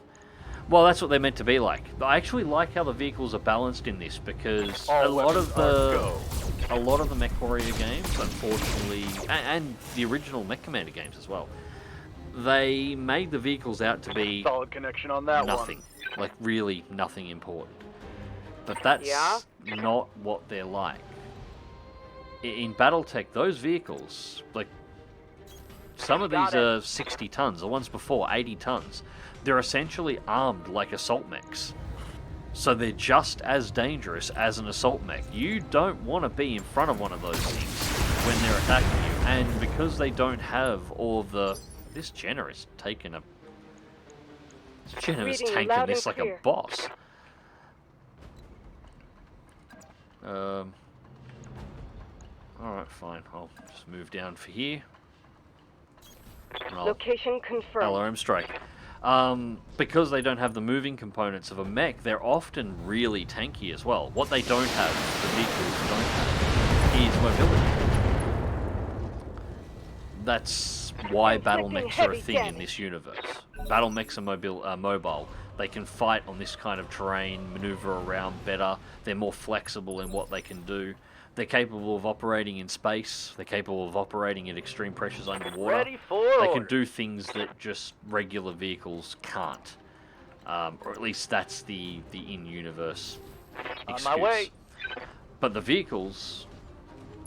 the most horrific thing that you can encounter in this game and on the Battletech tabletop is a full-on LRM carrier with 4 LRM 20 racks and a spotter. no. That Oh, can no. ruin your day really quickly. Ready for orders. Yeah, nah. I'm good. Coordinates received. The way the weight rules work out, I think the Vs have 10% more weapons and armor than mechs per ton. On average, yes, and that's largely... I think we're actually going to overcook it on this round, so we might have to pull the large lasers out. That'll do. Engaging with target. Thank you. Finally, the gen is down. Yeah, and that's One because less the ground target. vehicles don't Run, have... Lady Rhino. Run the as ground far vehicles as don't you have can. fission reactors. I will find you all the same. That is actually where in MechWarrior 5, the recent expansion patches that were released around the time, put in chemical lasers as a weapons option, and they're quite good.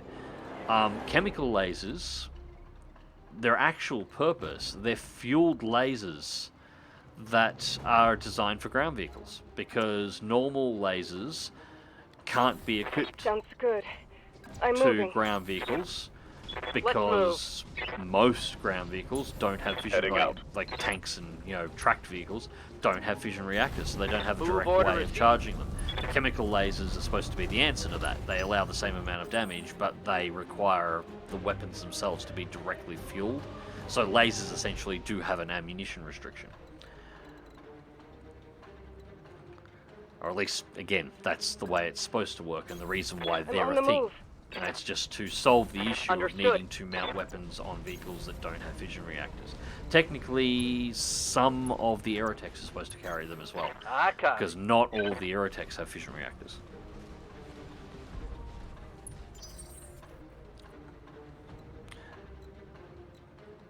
Also, the Vs have that take 1 point of internal damage roll to go boom rule that mechs don't have. Yeah, that as well. And that's because all they've got is their outside armor, and essentially once you get through that, you're into the crew compartment, just like with the real tank. So if you breach the shell, everything inside, even if you don't pop the tank, even if you don't completely outrightly destroy the I'm on tank, my way. whatever you're hitting them with, which is a mech grade weapon, is probably going to kill the crew once the armor is out of play.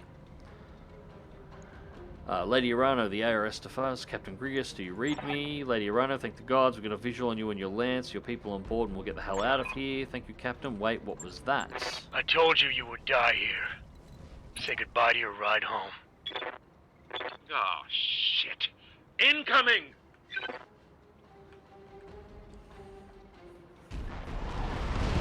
Some of the heavier Vs do have fission reactors, although the second most scary V after the LRM carrier is the Demolisher with full twin AC-20 turrets. Yeah, I'd put that one in second place. My reason the LRM carrier gets worse, there was an unarmed ship, a support ship your animal, there was no need for you to target it.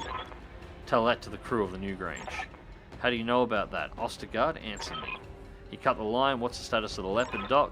Docking clamps are still locked down tight, but I've opened the doors to engineering. We can manually disengage the clamps from there. Go prepper for takeoff. Darius, I need your help with the clamps. Yeah, I'm on it. Lady Arano, I suggest that you head deeper into the valley. They'll have a harder time targeting you with their artillery in there. Keep your eyes on the sky. Mail will be on our way down directly. Alright, so now we've got to play dodge the artillery strike.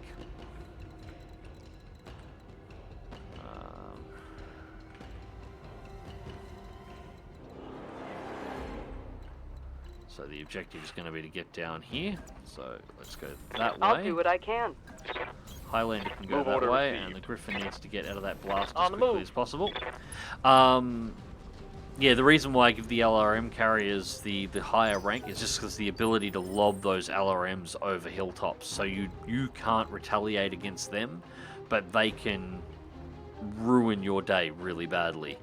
The AC-20 turrets, on the demolishers, at the very least, for them to use those AC-20 turrets, you have to be in a position where you can shoot back, so you can engage in you can engage them. But the LRMs can quite frankly sit behind a hill and ruin your day all day without you ever being able to fire a single shot at them.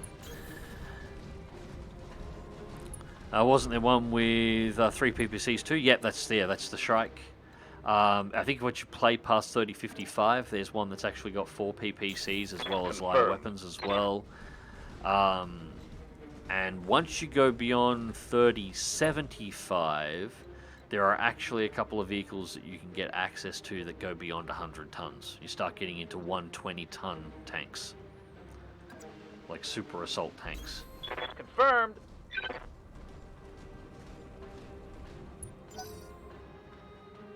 My forces are closing in on you, Lady Urano. Your time is running out. Yeah, but vehicles are not to be sneezed at. They are nasty pieces of work, and if you run them in groups, yeah, they can ruin your day. So the artillery is going to land there. Oh, hang on, we're running in the wrong direction. We're supposed to be going that way. Ah, that'll explain it. Oops. Oops. Oops. Okay. I'll do what you ask. Moving So to position. we'll go this way because the artillery's still not going to bother us. Artillery will blow up there. We'll see where the next one is, and we'll make our move. Yeah, I just picked that up now, Chaser.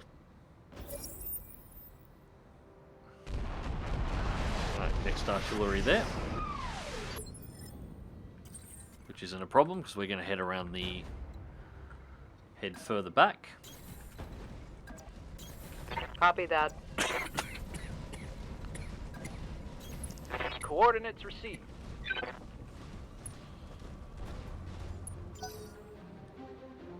I will rain fire on your lance and smile as it burns. I'm moving out. You know, I know why Confirmed. this guy's angry at us, but he's On my way. his theatrics do make him Moving sound like to a little bit of a wanker. Looking forward to killing him. No reason to say sorry, Chaser. I only realised it about 2 seconds before you posted your message.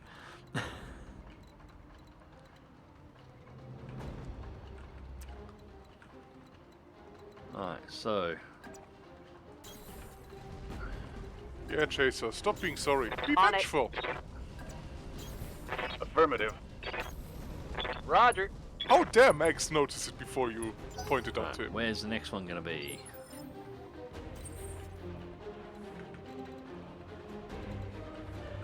No marker. Copy that. Understood. Roger. Moving out. At least none that I can see.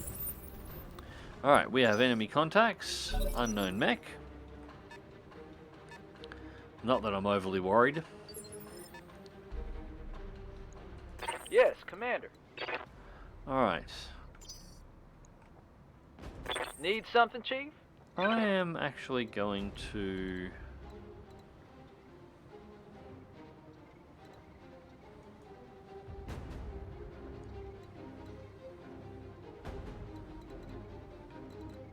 you know what, yeah, alright. Pop the Griffin around the corner. Heading out. Doesn't matter what it is, it won't be overly heavy. That's another Griffin in a Seer variant. Copy that. Well, they're both Innosphere variants, but, you know, non-SLDF variant. And Vindy. You poor Vindy. I like Vindies. The horrible things I'm going to do to you. Tracer, always irks me this mission that the guy that's essentially in a scout mech doesn't have sensor lock. Standing by. Yeah, Kamina in the Atlas does though. So yeah, she's getting really into the. She's a Steiner Scoutlands enthusiast. Yeah, she's getting really into the Steiner Scoutlands cosplay. Yeah, let's give. I am so sorry, Vindy. Locked on. Vindies are just such cool little mechs. Target's taking a critical hit.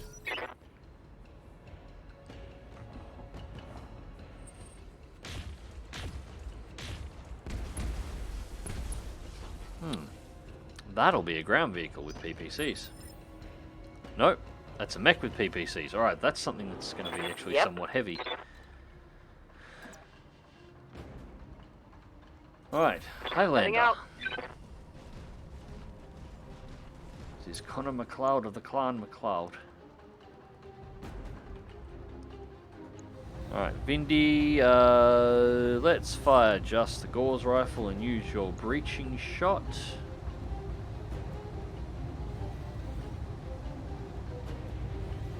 Firing. Could have aimed that better. Chaser says it's an awesome. Yeah, that would seem correct. I can't remember if I can actually pull salvage out of that mission. It would be nice if I can, because I've got part of an awesome floating around that I could really use a few more parts to go with. I don't think you do get the salvage because they give you the Highlander.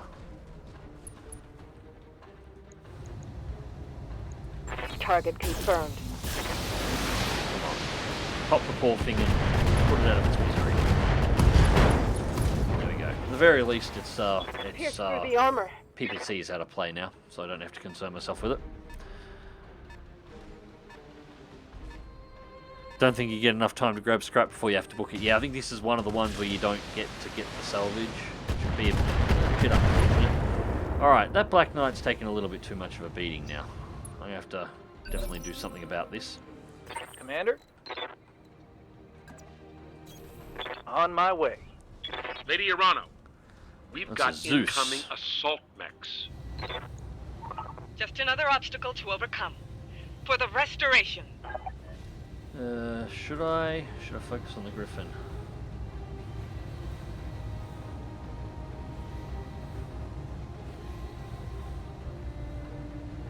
It's only got a mead laser on. I'm not too concerned with it now. Try and get rid of that Now let's see PPC. how you handle this.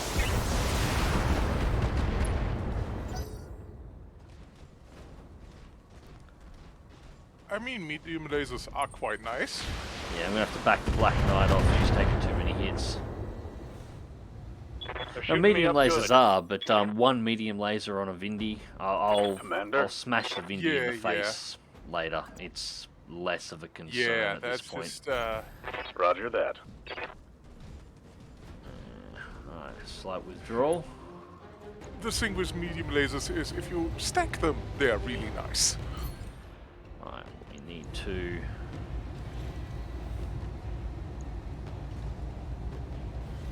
Roger that.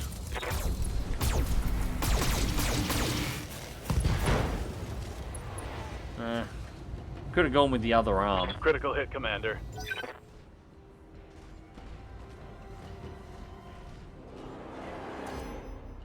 I've been sensor locked. What do you need? It's alright. Highlander can take the hits. Highlander's actually doing the best on armor overall, which is good. We're going to bring that one back. Griffin's still got the PPC in play. Yeah, let's just Alpha Strike and vaporize the Griffin. Attacking from position.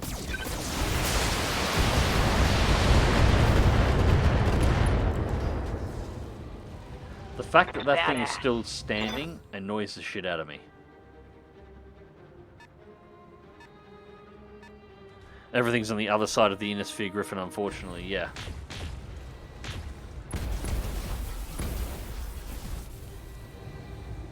I'm under heavy fire. And that'll be the awesome volleying in trying to take out the Black Knight. Reading you loud and I'll clear. give it something else to shoot in just a moment.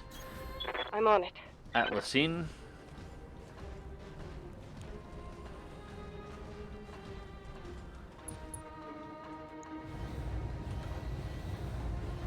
Really does seem a waste. Oh well. Discharging weapon.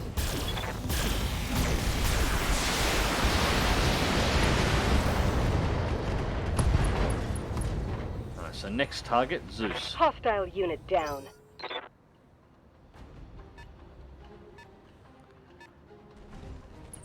Battlemaster. Oh, will you quit shooting the Black Knight? Losing armor left I and right couldn't here. shoot past that rock before because of line of sight, but they're lobbing the Black Knight while it's sitting in that little niche. Heat sink destroyed. Oh crap, what was that? And knockdown. Oh, Commander, I'm hit.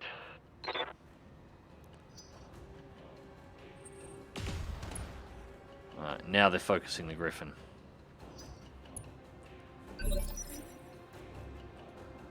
How's it going?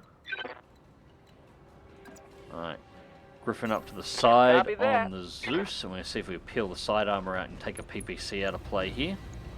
Confirmed. With shooting like that, not likely.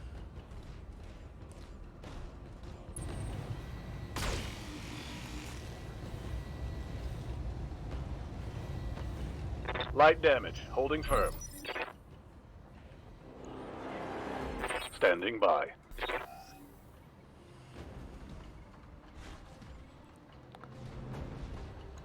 Regain stability, Commander. Right, I need to send the Black Knight around the back of the rock and come down on this side so I can get side shots in while the Enforcer and the Highlander and the Atlas shirt front through the center.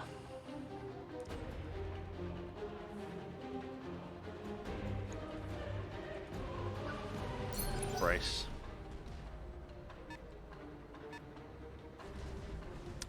Awesome.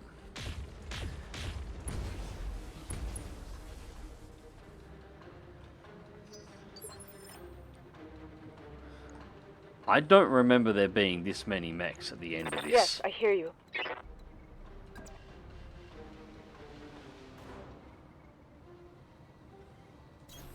Confirmed.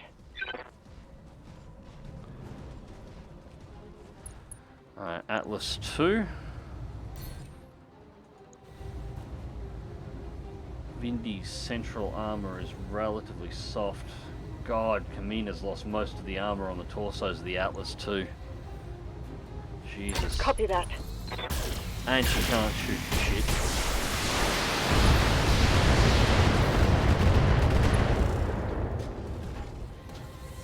Reporting a critical strike.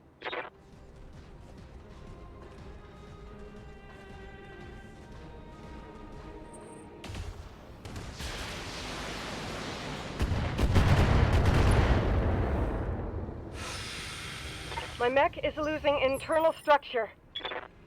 Yeah, well, maybe if you weren't Yeah? such a shit shot and I didn't have to get you to nearly point blank range to hit anything. Christ.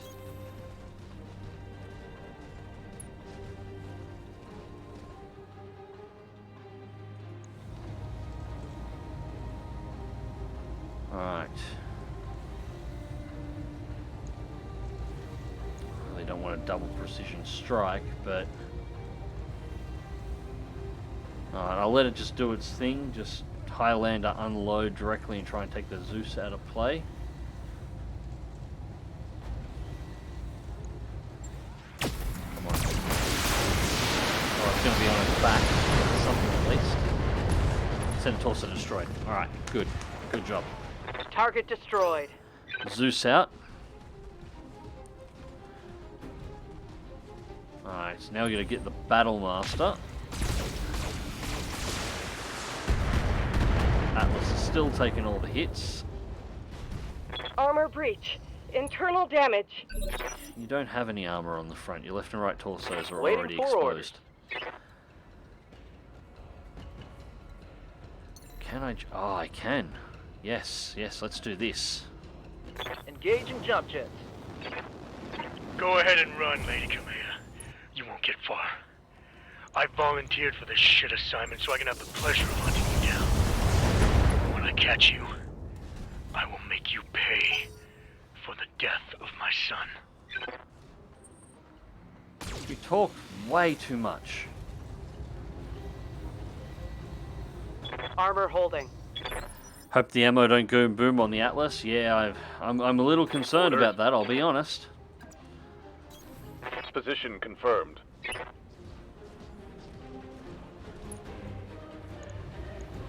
Roger.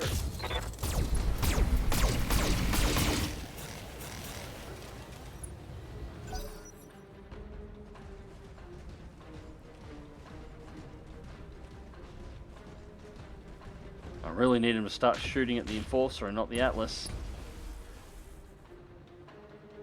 They put a hole in my armor. Or the Highlander, rather. I keep saying Enforcer. The Highlander rather than the Atlas. Standing by.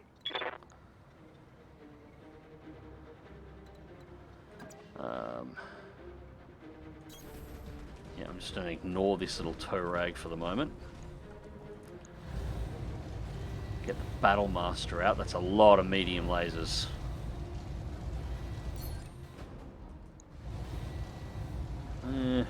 Go for the center torso. Try and just rip Attacking it apart. from position. Come on.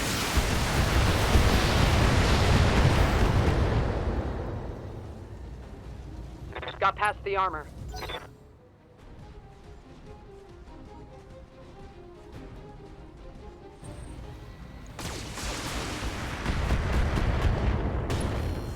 Heat sinks destroyed. Yeah. I Start just wrecking the took a internals critical now. hit. You have my attention.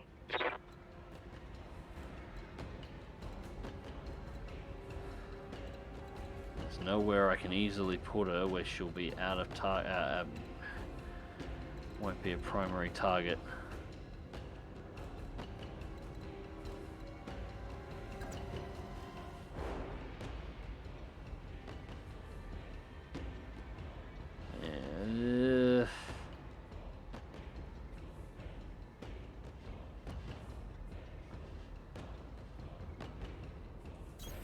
Affirmative. And there's not much I can do here. I've just got to cross the fingers and hope. Precision strike. Administering justice. Kill it. Kill it, please. Now. Thank you. Follow me to victory. Battlemaster's out. Battle mech eliminated. Your son was aboard the Newgrange, wasn't he? Well, that's what this is about. He was the captain of the Newgrange. You spoke to him. I listened to his flight recorder. I heard you order his death. If that's the truth, then you know I asked him to stand down. He was under orders. He couldn't stand down, but even if he could, do you think it would matter? He was my son. If he was under orders, it was a time of war, in which case, this is fine. You're just a dick, which is why I'm going to kill you later. Nothing you say can make it right. The only resolution I'll accept is your death. Yeah, because you're a dick. This is Lady Arano. I'm coming for you. Pray that your uncle's soldiers don't reach you before I do. Well, yeah, whatever. Yeah, we'll deal with you later. I'll scrape you off the foot of one of my mechs. Seriously, the Vindy's going in for melee on the Atlas. And actually did damage. They just took out it's getting that something rough. important. Receiving you. Alright, jump.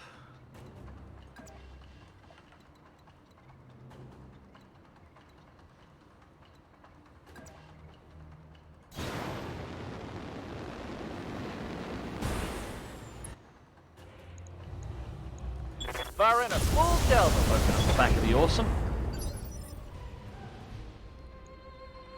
Receiving you. Location confirmed. Well, that's what I'm doing. Jumping in the back of the Awesome and opening it up. That's got to get its attention. Alright, so what I'm going to do is a multi-target shot. A and B. ERPPC and 2 large lasers go to A, and everything else goes to B. Fire. Confirmed.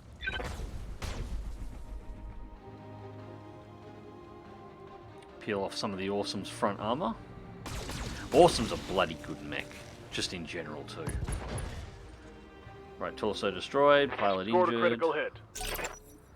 Not that it matters. Kamehameha over here is going to right hook that Atlas and right hook that thing in just a moment, if she survives. Actually, that movement might have actually been a saving grace here because the arms still have armor, just not the torso. So the arm would have taken those hits. Standing by. Mia, just get rid of it. Going hand to hand.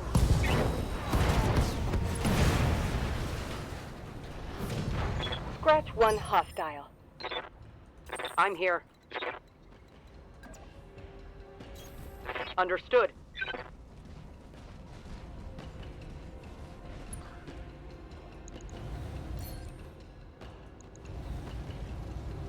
All right. Open I'm up the taking Awesome. shot.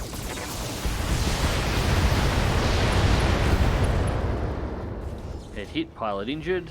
Scored a critical hit. Unsteady. Yes, Commander. Location confirmed.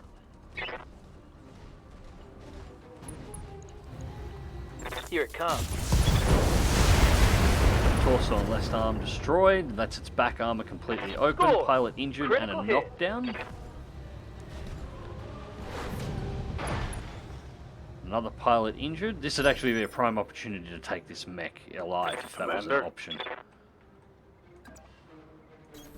I copy.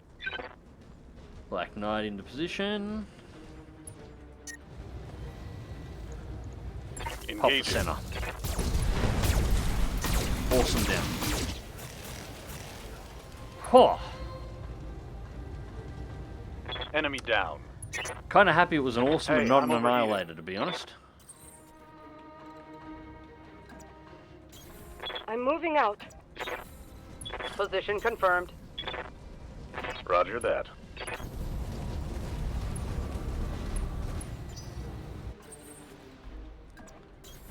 I'm on my way. I would have tried to go for the disable shot on that that awesome, but Copy as that. I said, I'm pretty sure you can't get the extra Affirmative. salvage. God, coming out of this with an SLDF Highlander and an awesome would be Sounds it would be good. something. I'm moving. There we go. Roger. Moving to position. Roger that. Got you, Lady Urano, setting return course to the Argo. We need to fall back to restoration space while we still can. Thank you, Miss Mayer. You, the commander, saved my life, both of you.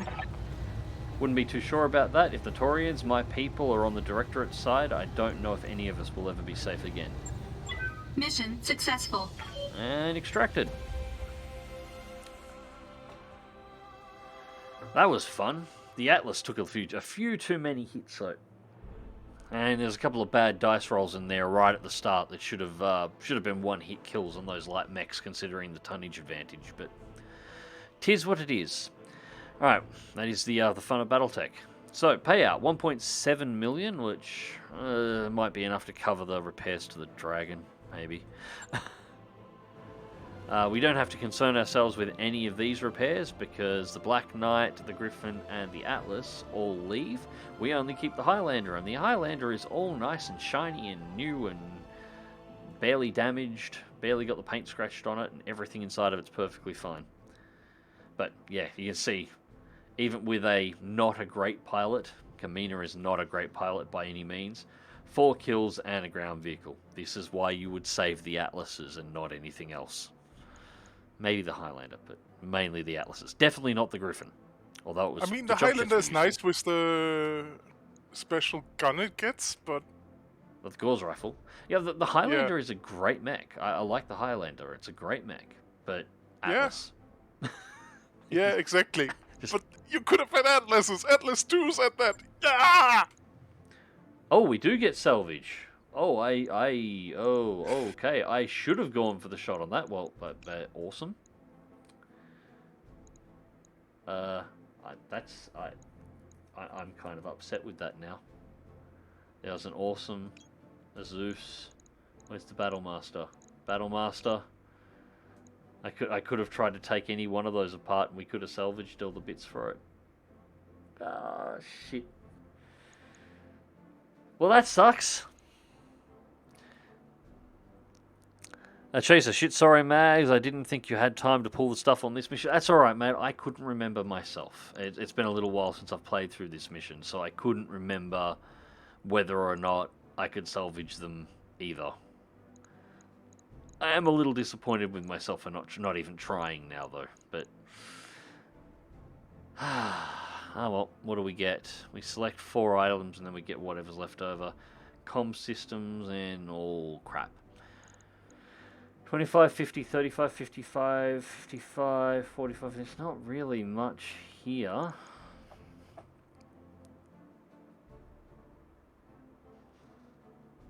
I mean, I can grab the second part of the Enforcer, it's another 50 ton, but I'd only be grabbing that to sell it once I got a complete mech.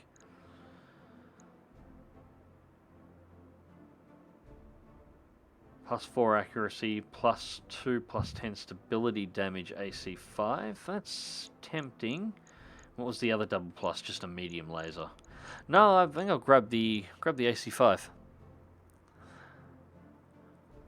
Roll dice to see if you get both parts of the generator cell to cover the repairs for the Dragon. I think we've got enough to cover the repairs for the Dragon. I'd rather make sure I've got the 3 parts for the assault mechs here, just in case we come across more. The Zeus's are fairly common. I haven't had a single campaign where I haven't wound up with multiple Zeus's in my collection. Battlemasters and Awesomes are a little bit rarer, but I'd rather have the parts available on the off chance that I can manage to dig up a few more. And we're going to start running into money levels soon enough where we can... Oh, we got the 2 parts of the Jenner anyway. Going to start running into money levels soon enough where we can afford to buy stuff off planets if we happen to come across it. I didn't get the double plus medium laser. Oh, that would have been a nice bonus. Huh, that works out. So, salvage here, 13 million.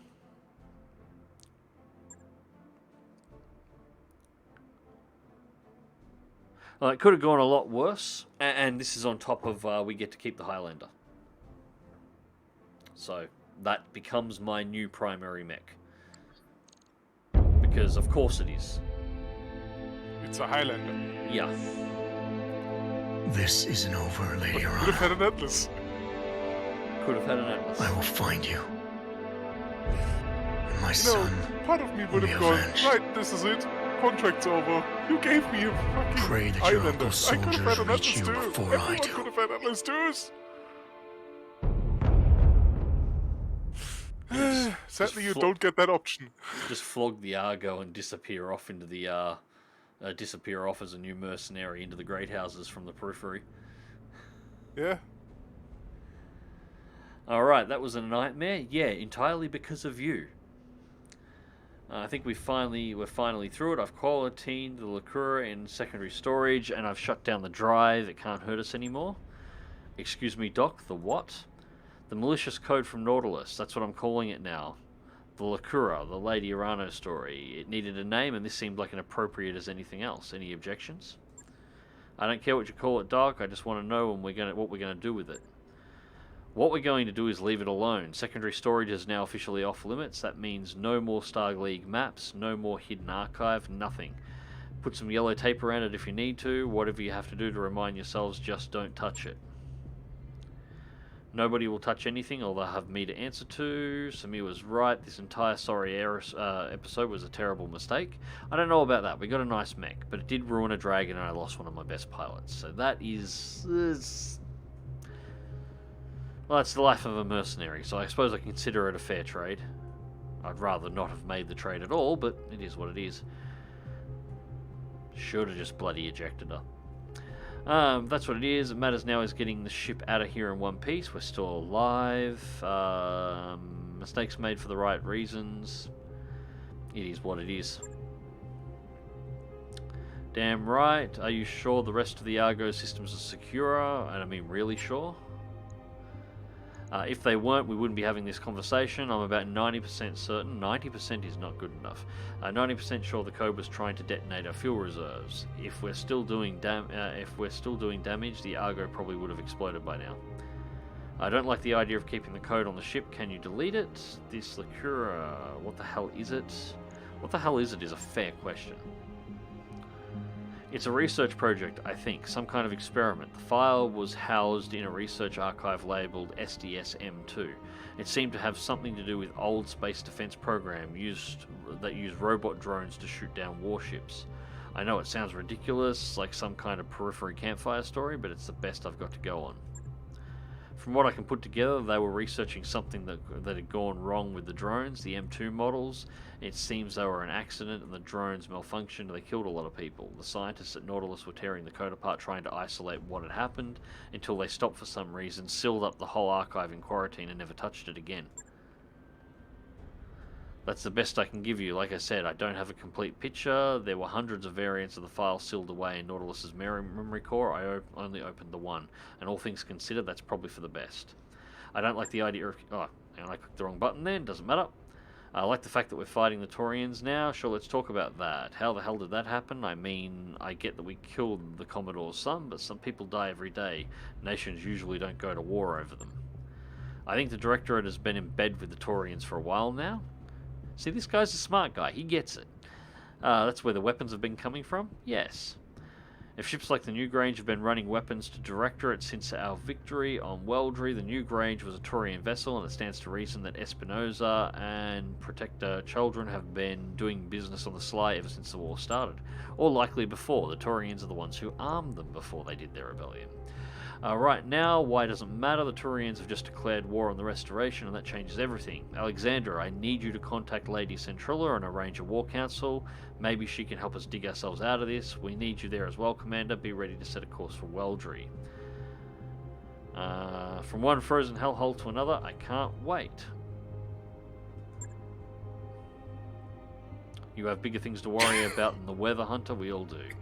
I must return to our people. In the face of the Taurian war machine, I fear that our systems may begin to abandon us. The founding houses that we've already liberated need to see that our cause isn't lost.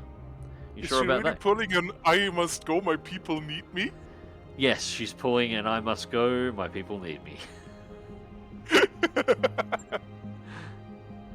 I'll find us a way out of this, Mr. Verdun. I swear it in my father's name. In thanks for your help on Atreyu, I offer you this Star League era Highlander Hunter. May it carry you to victory in the days come. I would prefer the Atlas, but I'll take the Highlander. That mech you wanted is If you'd back given me the online. Griffin, I would have been pissed. The Highlander 732B is an ancient model from the Star League days. Its Gauss rifle is a terrifying weapon that gave huge punch at almost any range, but you can't find these anymore. And of course, it still has jump capability. It's always been known for. Because the Highlander always has the high ground. Obi-Wan Kenobi's favourite mech. Deep in Directorate space. Commander, there won't be any work for us out here, so we need to plot a course back to the Restoration. Come to navigation when you're ready. Yep. That mech is ready to fight, Commander. And we have a Jenna. And we're going to need some mech repairs. Yep, I know. Our mech warriors are gaining experience and need to be upgraded. So yep, we're going to have to spend some points to upgrade our mech warriors and get some replacements. My guy's out for 58 days. 14 days on the repair. So let's take a bit of a look. Until I find an Atlas. That's right, Chaser. Until I find an Atlas. Ooh. Ooh.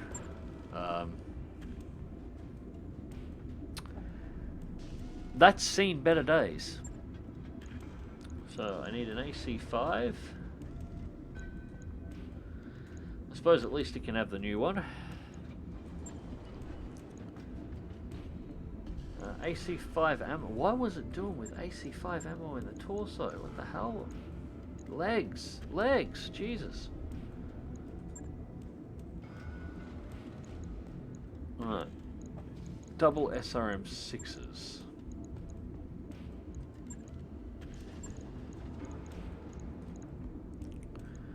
let's pimp my ride here, and we'll go for double plus SRMs. Repaired. The mead laser's at least intact, but one on this arm isn't. So what do we got? Double plus mead laser. This is his pimped dragon. Currently at 60 tons. Alright, we'll go with that. We will go with that. We can strip these out of it later if we need to move them over to other mechs. 334,512 days to fix the dragon.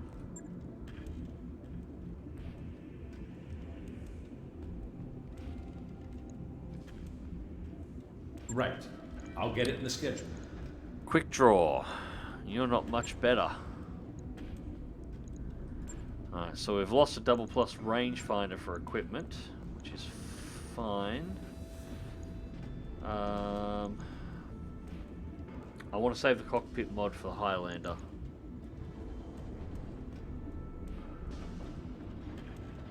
I think we'll just leave the rangefinder unequipped. Alright, so we want jump jets and an SRM-6. Equipment.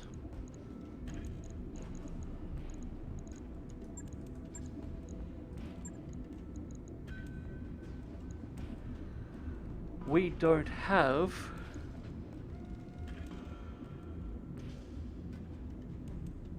spare jump jets. I mean, they are thankfully quite cheap.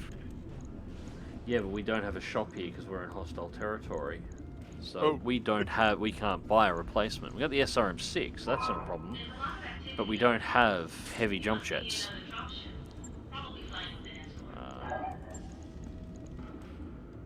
Let's put a standard mead laser in on this one. Legs are fine. I generally like leaving the jump jets on board, but it might be worth pulling the jump jets, since we can't put 2 in and 1 jump jet just isn't worth our time, and adding in 2 extra heat sinks to cover the heat load of the medium lasers. That might be a better option. 150,000 and 6 days to repair that one. Logged and noted. Shouldn't be too hard. Alright, the other dragon. Refit on it. Repair, repair, repair, repair, repair. Replace. And we need 1 mead laser to get it up and running. So that one's actually a relatively straightforward repair. Just lost an arm and got the shit kicked out of it across the rest of the board, but that's fine. That's the way it is. So we fixed that one up. And now we're also going to do a refit on the Highlander, which we've just received, because the first thing I want to do, since my pilot seems to have a bit of a thing for getting shot in the face regularly. No, hang on, not medium lasers. What am I doing? Cockpit mod.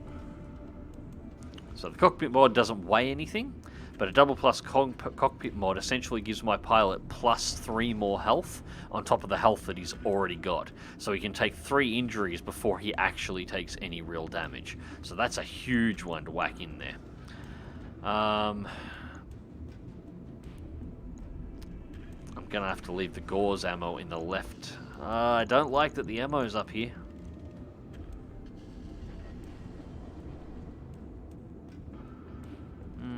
What can we do about that? Let's no. What we'll do, pull the ammo out.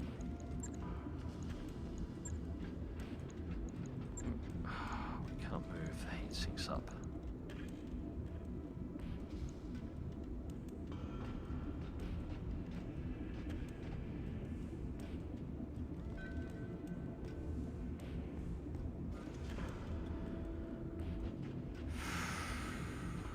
This is an awkward layout.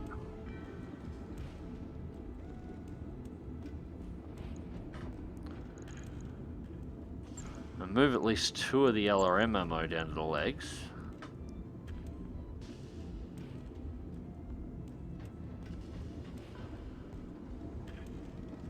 Can't move any of the other systems around to make space. As a reminder, pets are not allowed.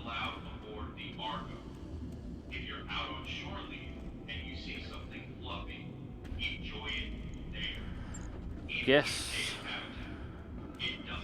leave one and put the other SRM ammo in the leg. So the left leg, if we lose the left leg, this thing is going to go up hard.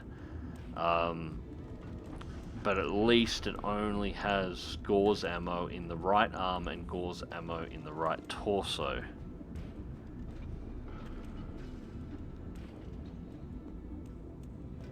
Let's see how many missions until we can lose that Gauze rifle. Yeah, I know. Although I have managed to carry it all the way to the end once before. But you're right, it's not ideal. Now, while we're at it, weapons. So we just got standard medium lasers on board. No, I don't think so. So we're going to do this. 1, 2, 3. 1, 2, 3. Because, like, let's just put all the best equipment in this mech. What else can we fit in here that might be useful that won't weigh anything extra? Mod weighs 1 ton, so we can't fit it. I'd fit a gyro, but we don't have the space for it. I need at least the slots. It needs 3, and it's got to be in the center torso, and I can't because of the heat sinks.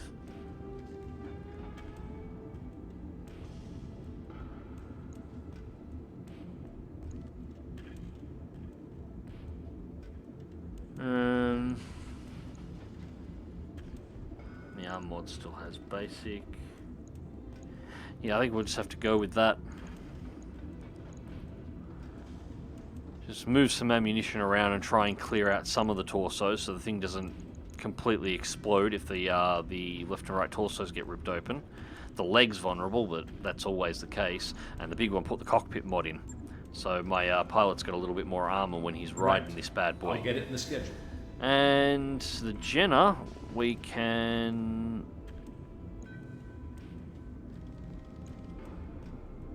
scrap mech for civils. Because I don't want the Jenner. It's just a sell. So it leaves us at 6.7. Alright. That could be a lot worse. Right. I'm hopping off. Alright, good night, Tal. I'm about to end up the stream here anyway. We've done our thing. So, navigation, we've got enough time. Let's select our destination. We want to get the hell out of this space. We want to get the hell out of restoration space. Preferably, I want to get the hell out of everywhere. So, ideally... Anyway, take care, stream. Take care, Mags. Good night, mate. See you later. Form a Capellan colony spread across 3 tropical moons and the system's large gas giant. Tropical sounds good after the ice. Independent and civil conflict between the moons make the system a tense and dangerous place. Sounds like my plan, a place to go. Desert. No, don't want to go to a desert.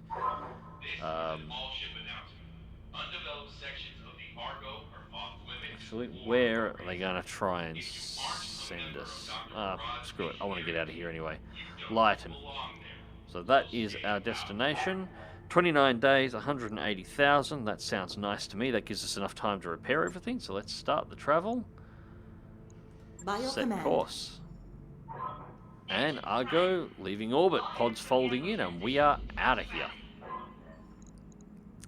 Alright, so this will give me a bit of an opportunity to read through some of the messages. We got no fluffy pets. I'm calling that he's going to lose it in the first mission out with it. Entirely possible. That's a bit of RNG. It depends on how well I position the mech, I guess. Well, if you use the Gauze rifle, you don't need Gauze ammo anymore, so put them together. I'll try and keep it. Flamethrower. No flamethrowers. I actually don't like flame mechs all that much, although they are effective. Good thing is the Gauze rifle ammunition doesn't go kaboom. Yeah, that's why I stuck it back in the torso rather than the missile ammo. A black market invitation. Darius opens up the morning coffee with the familiar refrain. Commander, I've persuaded a cabal of the controls access to the black market. Yeah, I'm disliked, so 2.5 million, I'll pass on the opportunity. I will worry about that later. I'm not paying for it now. I will need access to the black market at some point, but not right away. Alright. Those upgrades you asked for are online, Commander. Alright, Niago upgrade, high capacity power conduits is complete. So now I can get the next modification going. And that's about where I'm going to call it, guys, as we're transferring our way, or transiting our way out of hostile territory into an area where we should be able to find an entirely new group of people to annoy. Yeah. So we have the third mech bay as an option. Second medical, which is 900,000. We can do the structural reinforcement, which is 360,000. Got the hydroponic garden, which is 450,000. Or the improved library at 450,000, which we will want eventually for the extra morale boost.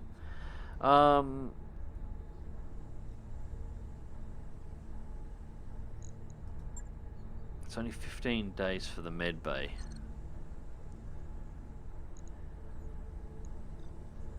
I'm thinking med bay 2 might be the option here. This expanded field hospital allows for 2 mech techs to work side by side, meaning more capacity to treat patients. The cost includes a salary of additional skilled mech tech to treat your injured mech warriors. That might be the go. 900,000. And it only costs 15 days, so this will be completed before the ship actually arrives, and it'll increase the rate that our injured pilots actually get healed, or mainly my main pilot gets healed. So we'll do the 900,000, and the next one will have to be the structural upgrade, so we can get ready to bring Beta Pod or Charlie Pod up. Alright, so there we go, ladies and gentlemen. So we got through Castle Nautilus mission. We have picked up our new Highlander, and we're getting it dressed for combat. And we've managed to piss off even more people. Unfortunately, we did lose another pilot. So just going through to the barracks, memorial wall. 2 of our originals are now down. We've lost Glitch and Behemoth. We lost Glitch on day 395, and we lost, and Glitch survived a little bit further, almost another 100 days, to 491, before she finally got taken down by the heavy laser turret at Castle Nautilus. Sucks. That's 2 down. 2 left remaining. Will the other 2 survive all the way to the end? Mainly, will Decker survive so I can finally get the achievement? Who knows? Anyways, ladies and gents, hope you enjoyed this one, and thank you very much for watching. I'll stream this one as soon as I can. Hope the stream quality's been good. Of course, once again, the live stream of this will be uploaded to the YouTube channel. In fact, I'll start transferring it through as soon as we're done here. So this will be up and available in the next day or so. YouTube's been really slow with processing stuff recently. Next video up on the main channel will be Cold Waters, and it'll be the second last one of this current campaign, with the final mission coming up probably after this one goes live, going for the cruise missile submarine. If I don't stream between now and then, I hope everybody had a very Merry Christmas, and I hope you have a very happy and fun New Year. And I'll try and see you once before then, but otherwise, I'll catch you guys next time.